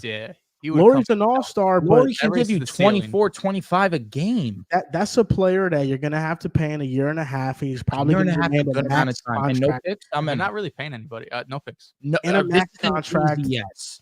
This is an easy yes. If I'm the Pacers, I don't know if I'm doing this right now. I want to keep Mathurin. I'm trusting in what Mathurin's going to be long-term. So I'm not going to do this. So we have a few more. The Pelicans are up next. Okay. They would give up Dyson Daniels, Jordan Hawkins, CJ McCollum, 3 first-round picks, 2024 from the Pelicans, 2024 from the Lakers, and 2027 from the Bucks. That Lakers pick's not going to be good. We're going to win the championship. Now, if you're the Jazz, I don't know why the Jazz really do this. I think Hawkins is a good shooter. I think Dyson Daniels is solid. But where's the upside? CJ McCollum's an aging guy. You're probably going to have to flip him. If you're the Pelicans, who's your point guard? I don't know. I would say no to this trade all around. Yeah, the Pelicans are in a position where they need to make a move for a point guard as opposed to making a trade for a wing. They already have they have 2 solid wings, Herb Jones and Trey Murphy. To me, I don't think this trade makes sense for the Pelicans. So or the Jazz either as well. Next up is the Sixers. They would give a Marcus Morris and 4 first-round picks, 2026, worst of 4 picks there with OKC, Houston, Clippers, and themselves, I'm assuming. Clippers pick in 2028, Clippers right to swap in 2029, and Phillies pick in 2030. I'm not doing it. If I'm the Jazz, I could get something better. I'm not doing it. For sure. I agree. Okay, last one is with the Kings. This one's interesting. You're giving up Keegan Murray, Davion Mitchell, Chris Duarte, and 2 first-round picks, 2028 and 2030. If I'm the Kings, I'm not doing it. I like Keegan, and I like Keegan's upside. I get it. Keegan, very quietly, has been one of the best defenders at the wing position this year, and he can shoot 40% from 3. I'm not giving up on Keegan so early, so I'm not going to do this on the Kings. I'm with you well here. Keegan Murray is definitely a young piece that if I'm the Kings, I'm trying to hold on to and make a part of my future. The Kings are trending in the right direction as is. I don't know if giving up Keegan would be the smart move. So did any of these make sense? Pistons one getting Ivy, Wiseman, and picks. Yeah, I think that makes sense. For the Jazz, I mean, Wiseman is just a throwaway player because he's not a good NBA player. Jaden Ivey is the only one that has upside, but you have Keontae George there. Yep. I wouldn't do it. I wouldn't do that trade. No, if I'm the Jazz, I don't do that trade. Did any of these make sense? How many? Two first. The Warriors one. They're AirPods, getting picks. a haul. 5 first-round One picks is with nuts. Mathurin, Walker, McConnell. The Pels one. Dyson Daniels. I really like the Pacers. I really understand if you're the Jazz getting 5 firsts or 3. Was it 3 firsts and 2 swaps or 3 other way around, whichever you want to shake it. Yeah. Getting those amount of picks is crazy. They are charging the Warriors a little bit more because their players aren't, or they haven't broken out yet. But with the Pacers, I understand Bennett's a young player, and Jarris Walker you just drafted, and you really haven't even gotten a chance to see. But with the Pacers, it would be a perfect plug and play with Lauri Markkanen right next to Tyrese Haliburton. It fits his play style almost perfectly. The best 2 trades are the Pacers and the Warriors. I'm surprised there's no OKC trade on here. Where's OKC? Because I think OKC has the best chance to get Lauri Markkanen. And if I was Sam Presti, I would give the Jazz as many picks as they want. And I'll send them Josh Giddey to keep up that routine of Jazz players who do some nasty things because they've had one historically. So I'll do that too. Listen, I'm sending all the picks there to Utah, though. And maybe I send them Isaiah Joe or something as well. But yeah, if you're Sam Presti, OKC is a top 3 team in the West right now from a standings perspective. This is the team that you already have an all-NBA player in SGA. He's a superstar. You need to go all in. And I think Lauri is one of those moves that you need to go all in for. My this week in the NBA. It's still this week, sir. It's been almost a week's time. I wanted to talk about this as a real topic. Did you? I bet you didn't.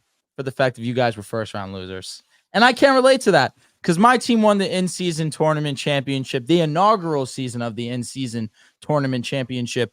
My GOAT goes 7-0 on this run. He goes and he averages over 26 points per game, 8 rebounds, 8 assists. The efficiency was just flat out stupid. 57% from the field, 60% from 3. And they said he's not that great of a jump shooter. 60%. He's been on some shit now. He's been on some shit this year. He's been on and now, of course, he adds his legacy. He's now 5-6 in the finals games. He is now a 5-time MVP. I mean, this guy just keeps adding to what's already the greatest resume in the history of basketball, the greatest basketball player we're ever going to see.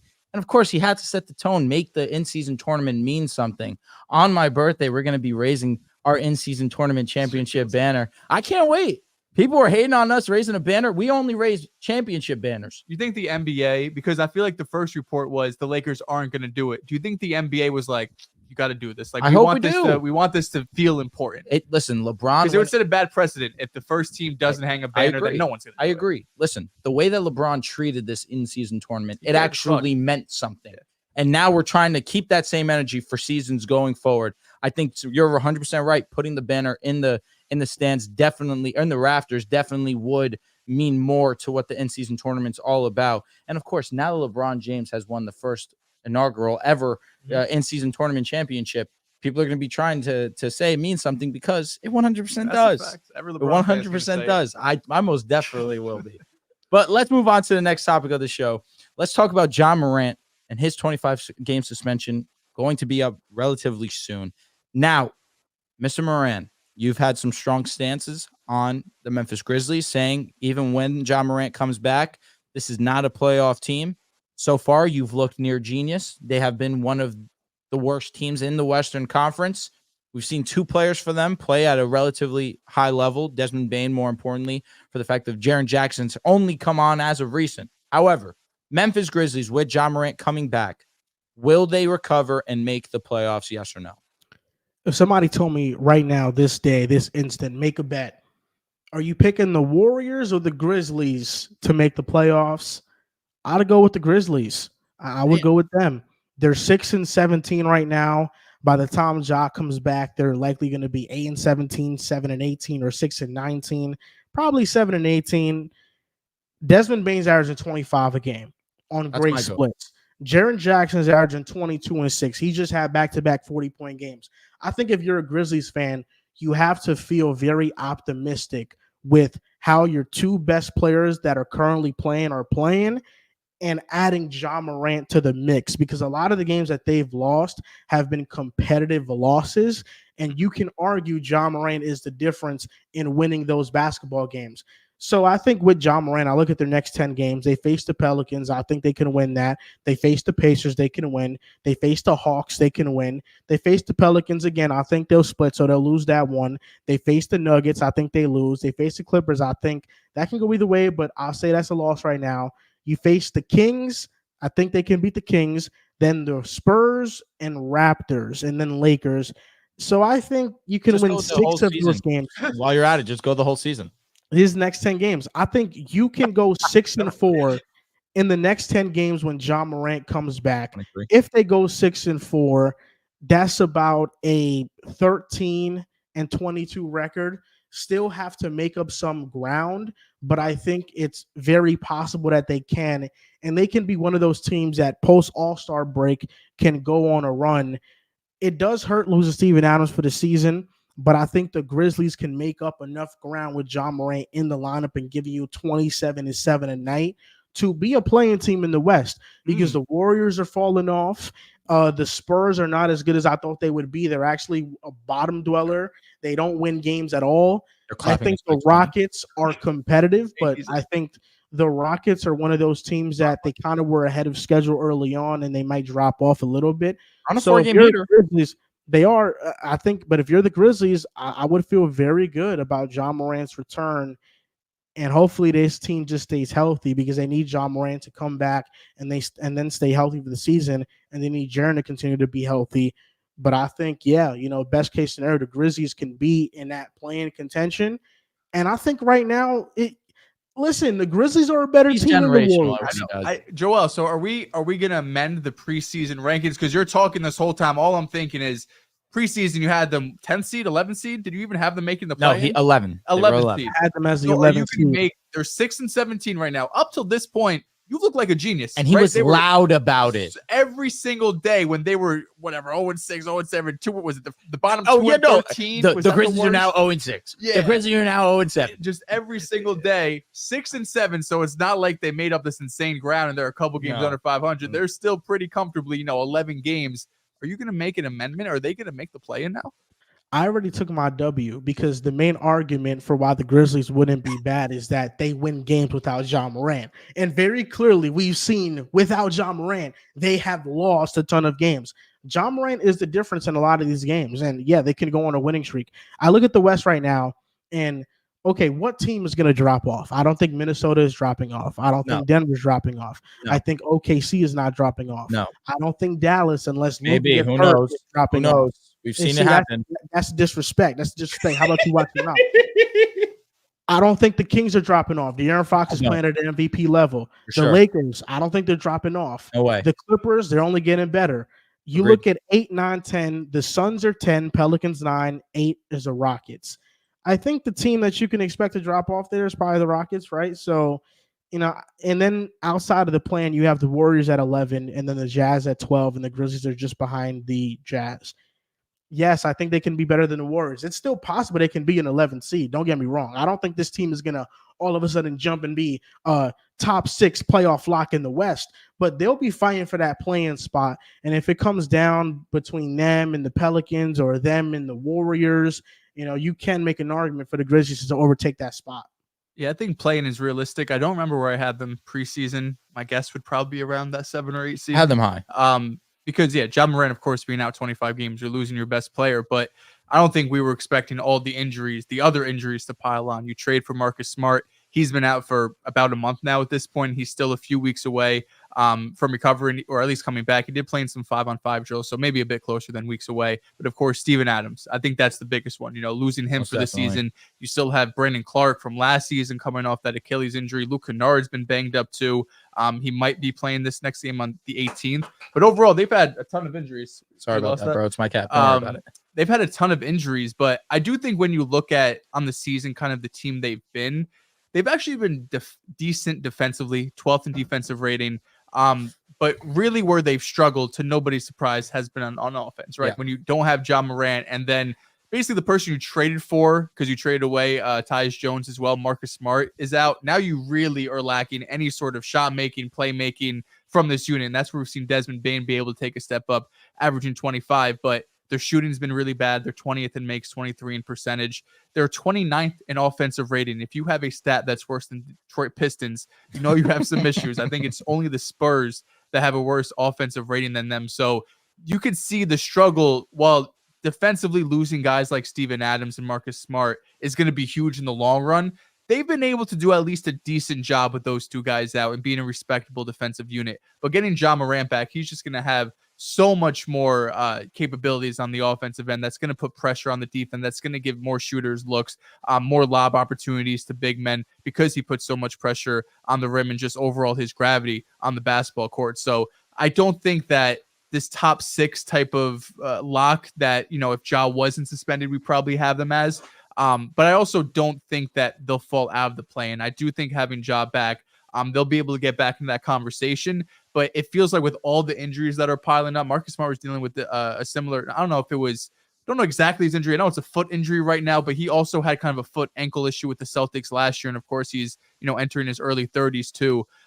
So just the fact that it's more than Ja Morant now, right? If it was Ja's coming back and everyone's 100%, I think the outlook could be a bit more positive. But the fact that you're losing Steven Adams and, of course, Smart coming back, Brandon Clark, all of these guys, I don't think we were expecting that. So you do have to lower expectations a bit. Can they make the play-in? It's definitely in the realm of possibility because of what we've seen Ja Morant and the Grizzlies do when Ja Morant's on the court. Of course, he's a ceiling raiser. That's what he does. Or floor raiser, I guess is the word I'm looking for. He's going to go to the Grizzlies and immediately impact their offensive game. And like you've already mentioned, a laundry list of stats proving that they're not that great of an offense. Desmond Bane, who I've consistently said, I think he's the number 2 scoring option for the Memphis Grizzlies. He's been their leading scorer, averaging almost 25 points per game, solid efficiency on top of it. But the guy who I wanted more from was Jaren Jackson. I still want more from him in terms of being an aggressive rebounder. I don't know if that will ever be the case, but in these last 5 games, offensively, he's been insane, averaging almost 35 points per game in this stretch, 56% from the field, 48% from 3. Now, we know that 3-point percentage is not going to stay what that is. He's just been catching a nice bit of hot streak here. But offensively, this is going to be great for Ja Morant and his return, because at least his number 2 in Jaren Jackson has been trending in the right direction. So with Ja coming back, they still do have that presence at big man missing. No Steven Adams, no Brandon Clark. That's definitely going to hurt him in the long run. But let's say the Grizzlies start to get hot, and when we're approaching the trade deadline, they're a near 500 record. Let's say they're just 5 games under 500. Best case scenario going into the trade deadline. Wouldn't be out of the realm of possibility to go see them and make a trade for a big. They did give up some picks this offseason, though, to go get Marcus Smart. And I think that Marcus, who is out with the foot injury, been out since mid-November, was out in that time period, 3 to 5 weeks. He'll get back. They'll have that veteranship in the locker room also. I still like what Marcus Smart provides on the defensive side of the ball. Just not the greatest of playmakers, but obviously can do that on top of shooting the basketball. Ja Morant's going to go in there, and he's automatically going to make the Grizzlies at least fun to watch and make it feel as if the Grizzlies can play meaningful basketball, just because Ja Morant is a box office player. He's too athletic. He's one of the most exciting players to watch on a basketball court. So most definitely, Joel, I'm siding with you here. The Rockets are one of those teams that right now they're number 2 in defensive rating, offensively ranked 22. That's where their issues come from. But we've seen in this 4-game win streak, they have beaten the Nuggets and not that and many other great teams. Honestly, I think they also beat the Spurs in that time period as well. So when you beat the Nuggets, automatically they give you respect. Beat OKC in this win streak as well. But the Rockets, it maybe it's just for what history has shown me with them, with why I feel what I don't doubt that either. I think they have 1 road win. But when you are elite at defense, it allows your offensive game to not be where it matters most definitely. If you are an elite defense, it definitely masks a relatively bad offense. With the Lakers, we're in a similar boat. Right now, we're a top 7 defense, and our offense, I believe, is around the same range as the Rockets. But because also we have the star power in Anthony Davis and LeBron James, we're able to close out games better than a good portion of the rest of the league. Our defense has been the crux of the cornerstone, I should say, of our team, where the Rockets simply don't have that consistent star power. Although Şengün is a rising star, you bring in Fred. Dylan Brooks has done a great job in coming in and filling his role. Jabari Smith has sort of kind of broken out over these last couple of games. Tari, some solid role player as well. We're going to get a men back into the lineup. That'll be a nice boost for them off the bench. I think he's still in the G League or something like that he's working through. He played him the other day, but I feel like I saw some of that. He might have. So if there is a team, I would lean with the Rockets just because they don't have that experience. The Pelicans, we see Zion and BI playing some solid ball. They called Zion fat, and he goes and he drops a nice 30-piece. I mean, Zion, obviously, we know when he's playing with effort. Sick. Oh, he's sick right now? Yeah, he played one game and then missed the last two with the So it's going to be a tough road ahead for them, no doubt about it. But I think that it can get done because I believe in the talent of a Ja Morant, and I believe that as a co-star, Desmond Bane's one of the better twos, and then Jaren Jackson on top of it too, where now he doesn't have to be as much in part of the offense, although it would be a positive for them, can go back to being the defensive anchor and that be his primary role where we know he can have success in. Yeah. Absolutely, man. This is Joel gone? Joel? I was gonna say he just got on out of here. Oh, here he is. Here. Welcome back, my brother. I was listening to you, Drew.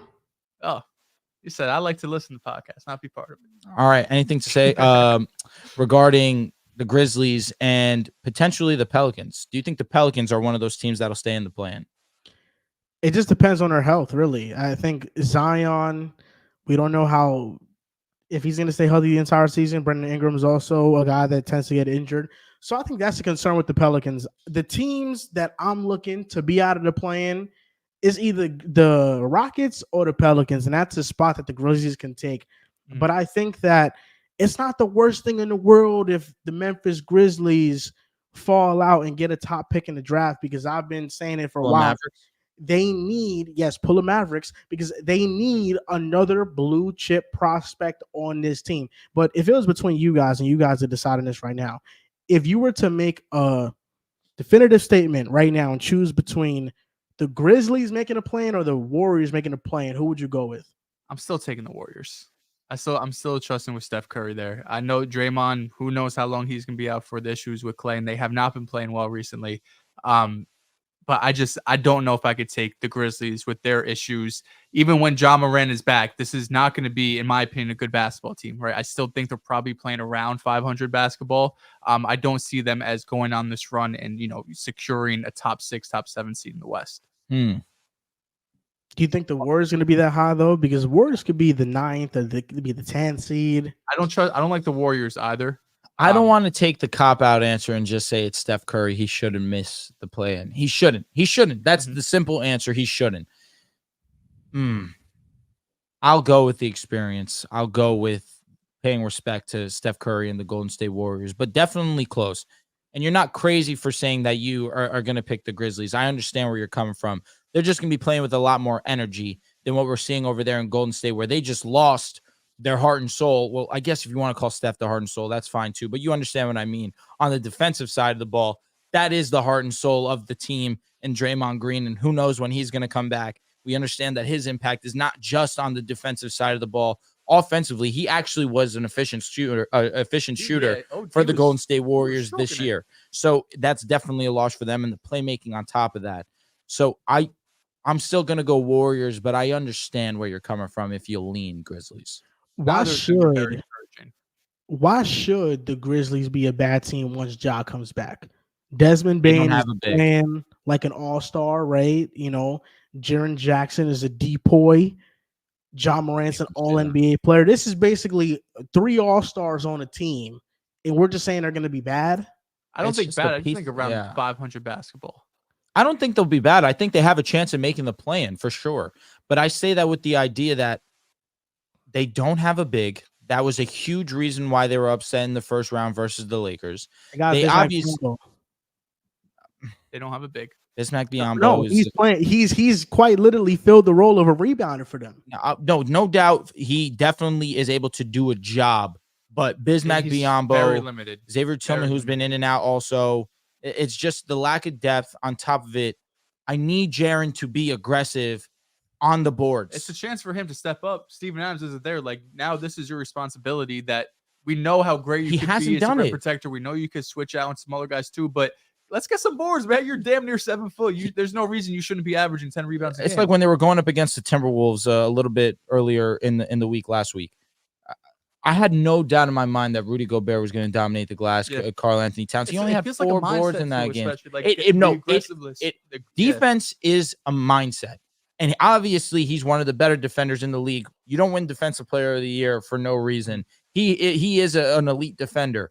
But rebounding is a huge part of the defensive side of the ball. And when you aren't aggressive, you can get the boards and start moving in transition. Yeah. That's where we've seen the Grizzlies in the past, mostly because of a Ja Morant, them play with such a pace and a tempo getting out in transition, is because you go and you get these boards, you outlet to a Ja Morant, he goes and he gets his. That's where Jaren can also make his impact felt, and us respect him more so than what we already do, who he is a Defensive Player of the Year. He is an all-star caliber player.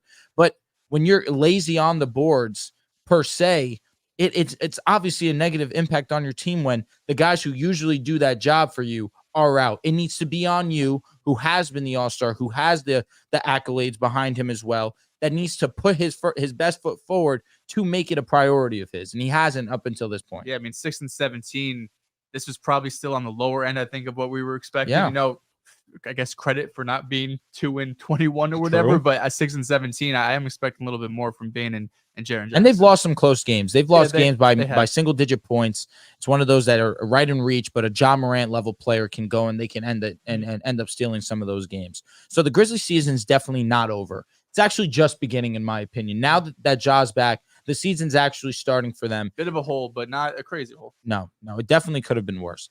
But let's move on to our next topic.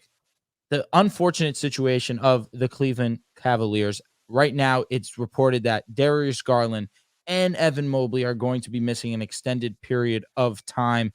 With that being said, right now they're an average team. Right now they're just above 500 in the hunt. They are in the play-in as of right now. But talk to me. The Cavaliers situation right now, are better days to come for the Cavaliers, or could this be a step in the direction of Donovan Mitchell, unfortunately, not returning back? I feel like it's very hard to ask Donovan Mitchell to now shoulder the offensive load for the Cavaliers with Garland out. They're 24th in offensive rating. They're 8th in defensive rating. But really that offensive rating number sticks out because they just have 2 players offensively that you can rely on, and that's Garland and that's Donovan Mitchell. Even with the moves they made in the offseason, getting Max Strus and getting Niang, those are good players, but those are good players once you already have an infrastructure in place. If you are relying on both of them to be your main floor spacers to make it easier on your guys on offense, that's asking a lot. So I look at this Cavaliers team. Evan Mobley is going to be out multiple weeks with a knee injury. He's getting arthroscopic surgery. Darius Garland is going to be sidelined multiple weeks with a jaw injury that he had versus the Celtics in a collision with KP. They have lost 3 straight games. They're 12-13 through 25 games. I think people should start panicking about the Cavaliers because Darius Garland, since Donovan Mitchell has got into town, he has not improved that much from a statistical standpoint. He has not broken out the way that he should, and that's because of the responsibilities that now get placed on Mitchell as a ball handler. Evan Mobley is still not developing like how you want him to on the offensive side of the ball. Jared Allen is kind of what he is. But really, this roster is just that. This is 4 players, I would say 5 counting Max Strus, that are actually good. Without those 2, you're talking about a starting lineup of Mitchell, LeVert, Strus, Dean Wade, and Jared Allen, with the 2 role players being George Niang and Isaac Okoro. This just isn't a good basketball team.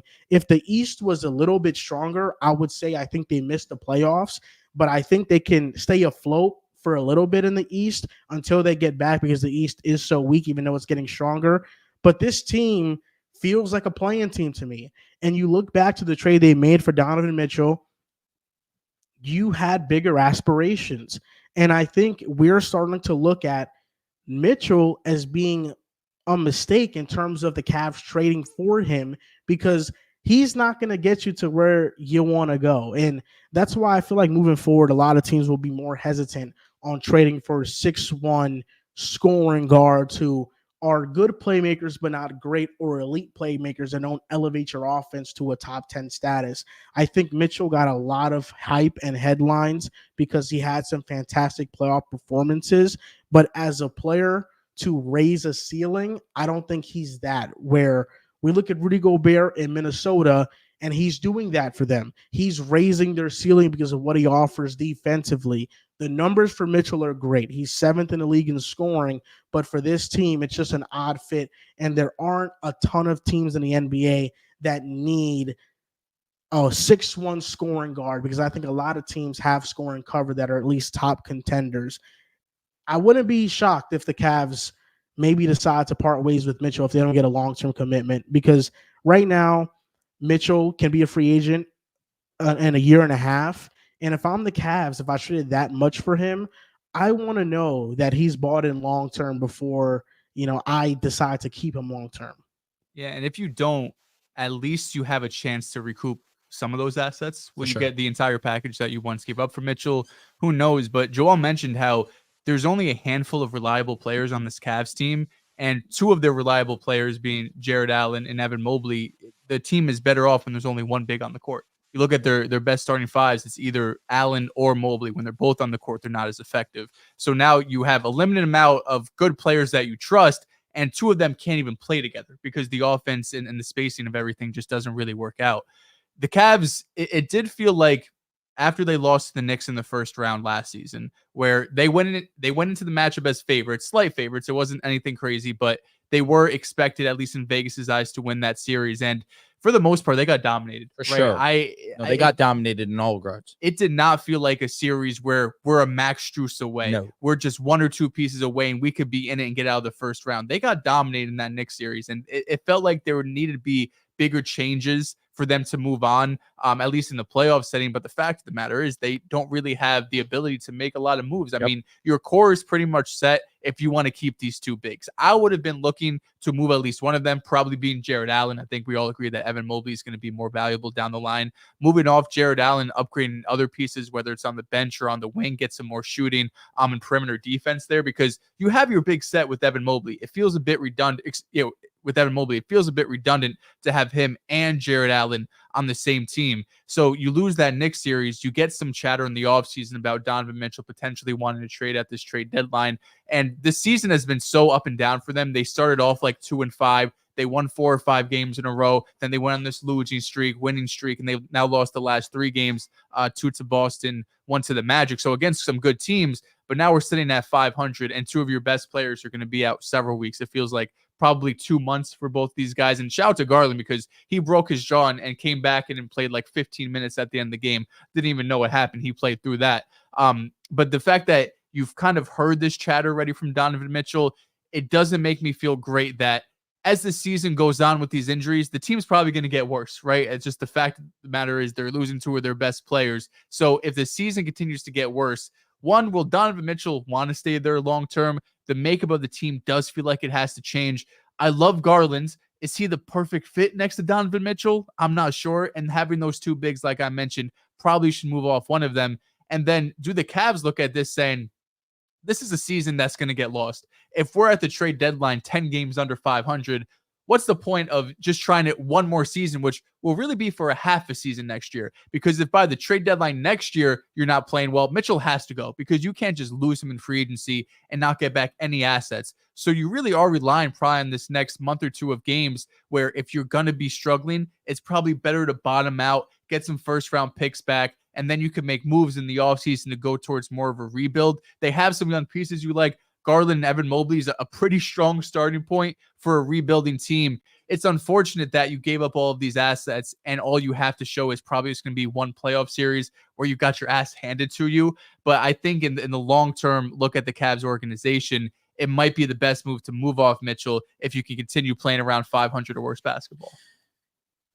The Donovan Mitchell move in hindsight was a big mistake. I say that with the idea of we understand that Donovan Mitchell is one of the more talented players in the league, one of the better shooting guards in the game.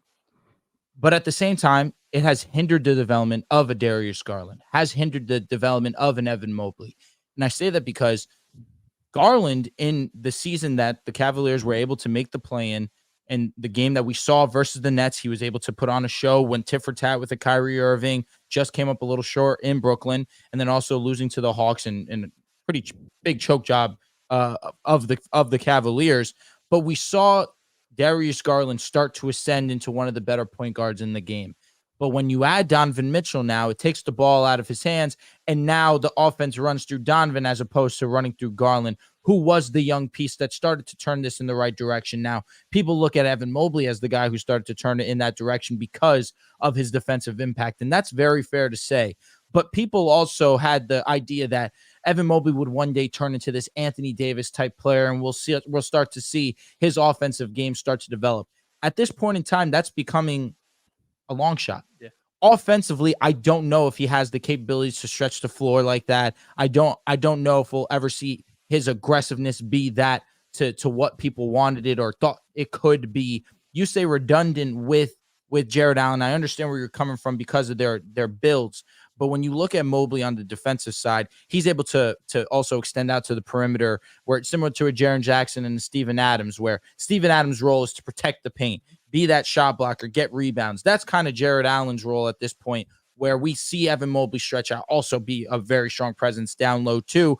But he has versatility there, which is why I'm still on the side of keeping Jared Allen, just because he can also just be that extra presence down low. Just offensively, though. You're 100% right. You are 100% right in that regard. That's on Mobley, because we thought a lot of people coming into that draft saying he doesn't have it now, but he could, kind of grow into that. Now, people are going to look at it right now and say, well, how can you be blaming Donovan Mitchell when Garland's the one that's going to be out for some time, and Evan Mobley's also dealing with injuries too? Now, I say in hindsight, because you gave up how many first-round picks? 5. Lauri Markkanen on top of it too, who only blossomed after leaving the Cleveland Cavaliers, and that's pretty unfortunate for Cavaliers fans, but at the same time, we live in hindsight. This is just the truth. And you were a first-round exit. So you traded Lauri Markkanen, you traded 5 first-round picks to make it actually into the playoffs this time, but win the same amount of playoff series, which was 0. And now, a year removed from that, you guys are back in play-in contention that you were with Darius Garland and Evan Mobley as the 2 best players on your team. So to me, I'm looking at this move from the Cleveland Cavaliers, trading for Donovan Mitchell in 2023 in hindsight, as a mistake to the Cavaliers. They need to do everything they can to try and get rid of Mitchell so that they have some kind of pieces to look forward to in the future, because there's no doubt in my mind Donovan Mitchell is trying to walk away from the Cleveland Cavaliers. He's trying to get himself on another team, whether that's the New York Knicks, whether that's the Miami Heat. I don't see a future where Donovan Mitchell is long-term committed to the Cleveland Cavaliers, especially if they don't make any type of noise come playoff time. Joel, do you want your Knicks to finally make that move? The spider. Absolutely. I still want the Knicks to make that move, and I think the Knicks will make the move. A couple of days ago, I saw Woj put out a report that the Knicks are very much in the hunt to get a star level player. They want to take that next step in the Eastern Conference. I'm still not the biggest fan of a small backcourt, but I think the offense would be so amazing with Brunson and Donovan Mitchell that I think you take the swing. And if there's a swing to be had, it's with Donovan Mitchell. He wants to be in New York. He's always wanted to be on the Knicks. Danny Ainge didn't want to trade him to the Knicks because there's some friction there. But if I'm New York, RJ Barrett goes 100%. I mean, RJ Barrett. I just love throwing RJ Barrett in trades.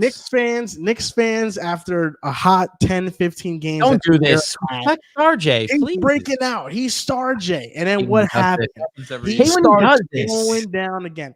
I know RJ Barrett. That's why. I know who he is. I know he's inconsistent. I know what he is and what he isn't. And what he isn't is a star in this league. He's not good enough to be a star, and his fit with other stars is very odd. So if I'm the Knicks, I'll call up the Cavs and I'll say, I'll give you RJ Barrett, And if that's not good enough, I'll give you Quentin Grimes.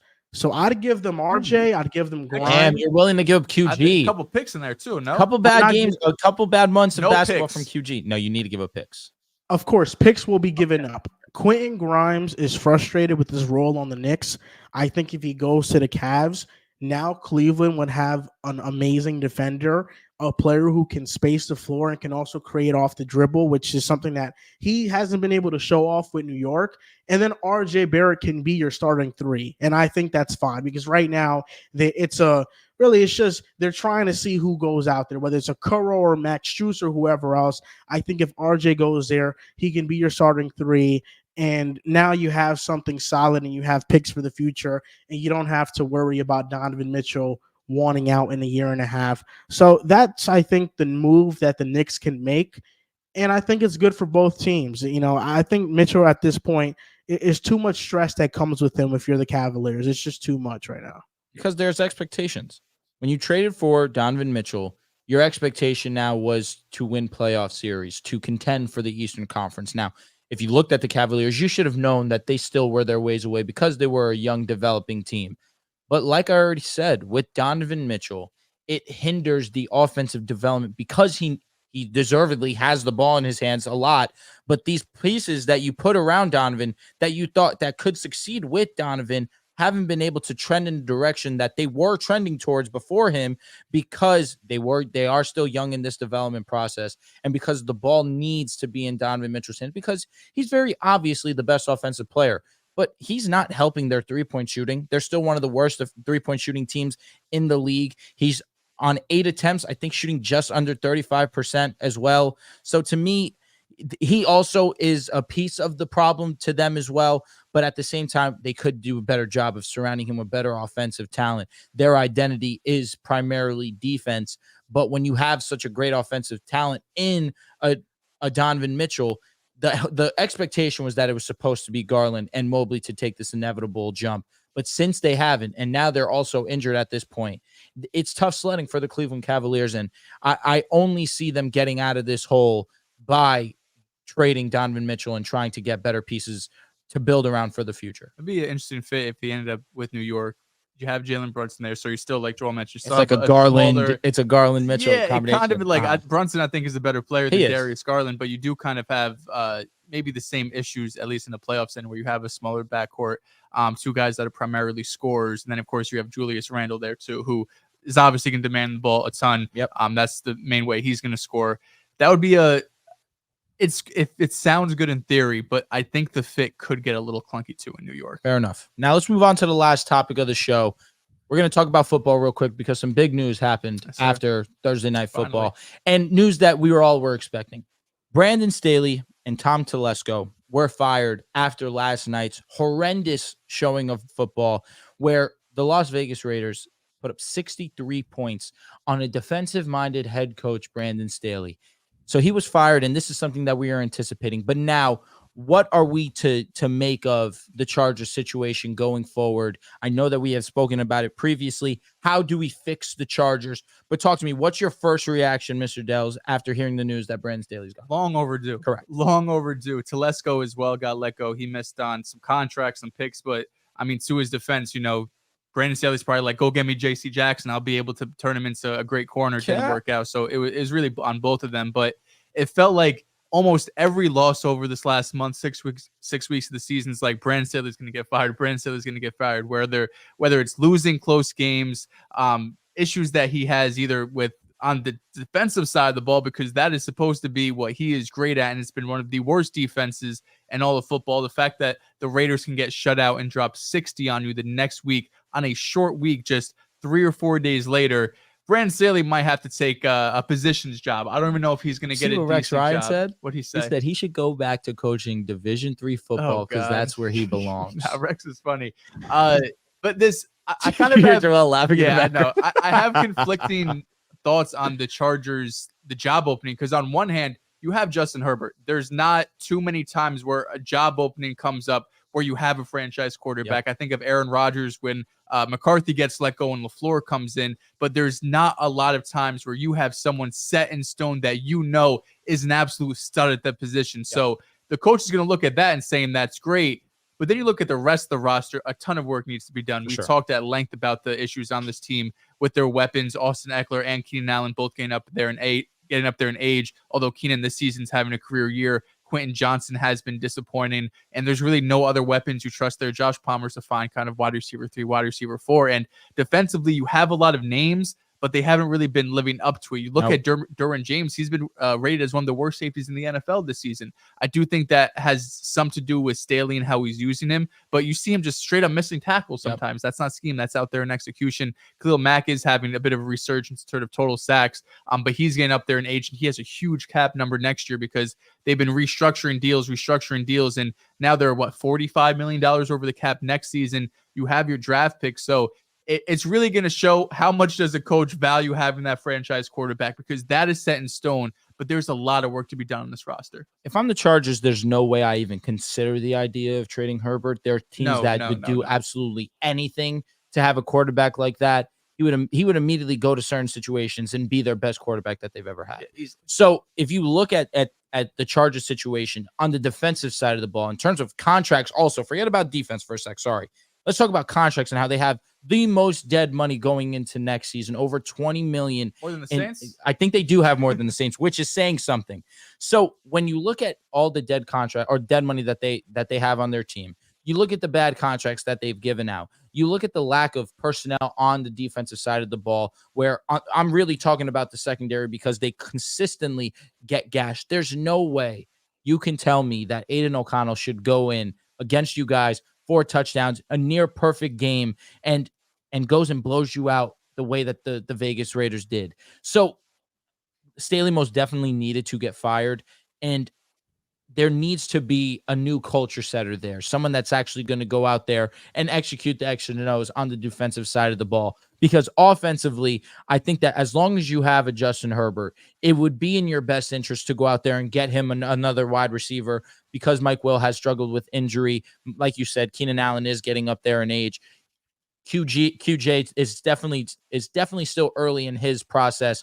I think that he can still develop into an average to maybe slightly above at the absolute best at this current point where we're seeing him in his early career. But you have Herbert. That offense has been able to do a fine enough job to put points on the board. It's the defense that needs help. And there already was a report that the favorite to go and land that starting job, or excuse me, that head coaching gig, is Bill Belichick. Because after we already got reports that New England's trending in the direction of letting him go. As a Bronco fan, I'm in misery hearing this. You would rather them get Belichick than Ben Johnson? Or who would you rather? I would rather them get Ben Johnson. Okay, because I want them to get an offensive coach. Belichick would be great, but I would really like them to get an offensive coach. If they get Belichick, this is a team that's going to compete for playoff wins, because immediately the defense gets such a boost. That's true. At the names on the Patriots. There's no one that absolutely blows you away. It's the scheme. It's the X's and O's. There's nobody that does it better on defensive side of the ball than Bill. You bring them over to the Chargers, that they're right now a bottom 4 defense in terms of yards allowed per game.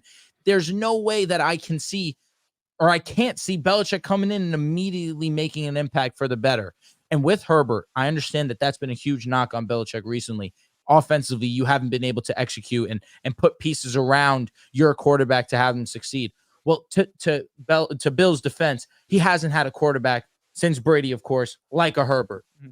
So he wouldn't have to worry too much about the offensive side, because obviously Herbert's going to be able to do a job. He would just be in there to fix the defense, and there's nobody better that would be available this next offseason than Bill Belichick, the greatest coach in NFL history. So there are answers to fixing this solution, to fixing this problem, and it could happen sooner than later. And the Chargers are where we're looking at them right now and we're laughing. We could not be laughing around this time next year because of the head coach that can be available next year. I like Bill Belichick to the Chargers, but I am also not going to blindly put my faith in him, given what I've seen in New England.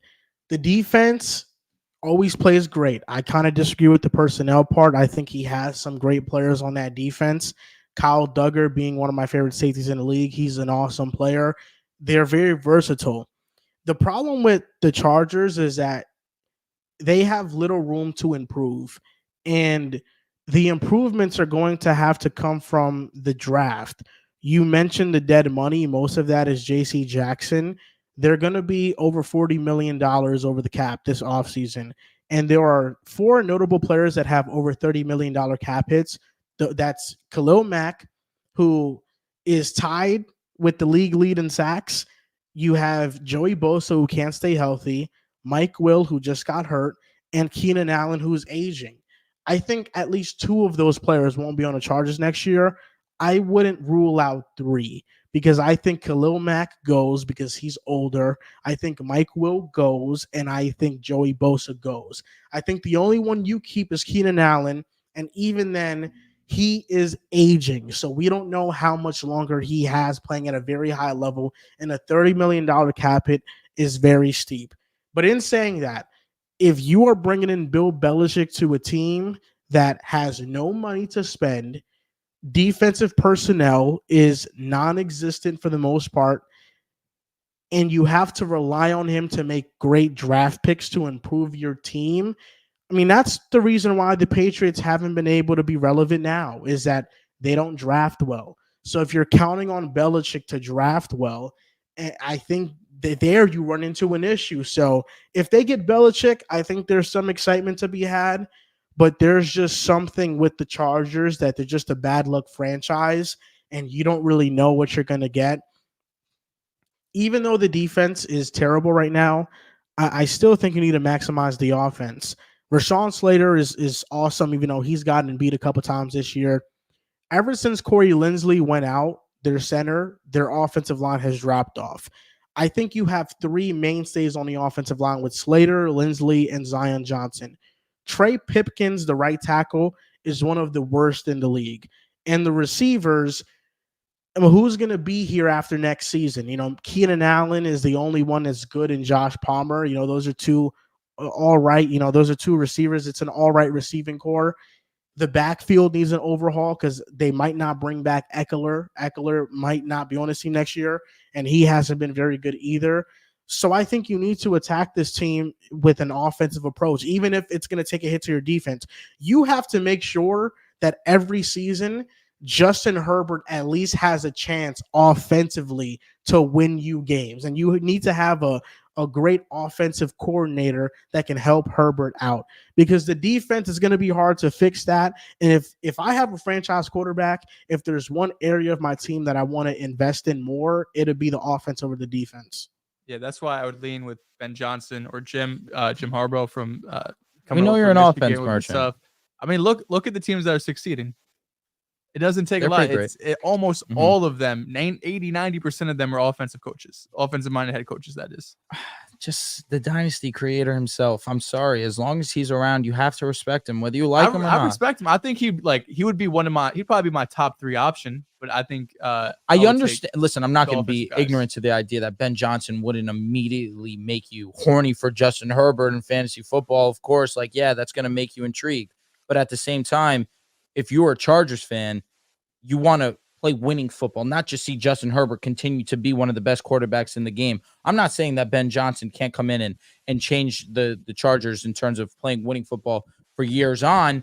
But at the same time, I say it where Bill will come in immediately. I do firmly believe this, that the defense will get right. You mentioned Derwin James, who's been struggling. You give Bill Belichick Derwin James, he goes back to playing at an all-pro level. I firmly believe that. At the same time, where you mentioned Joey Bosa, he's been unfortunately not able to stay on the field. That definitely is one that would worry me because of the money that has been invested into Joey Bosa. But we know the difference maker that he is when he is on the field. Khalil Mack, that's going to be tough to keep around, although he's been solid. A lot of that is from that one game where he did have 6 sacks, also against the Jets there. He had a field day. He hasn't been playing bad this season, but that's a lot of money that is owed to him. So I see the potential that is the Los Angeles Chargers, what Bill Belichick has been able to do with this team with the New England Patriots on the defensive side of the ball. When it comes to drafting defense, Bill Belichick has near no misses. But offensively, that's where you do have your concerns. And I think that's where, if you're bringing Bill Belichick along for the ride, I don't know if you make him the GM also. That would not be in the Chargers' best interest. probably bring in somebody that also can oversee and make good decisions for the offense. Because like we said, he's struggled to do that with New England. But I'm not saying Ben Johnson would be a bad move. I just think their biggest issue by far has been defense these last 2 seasons.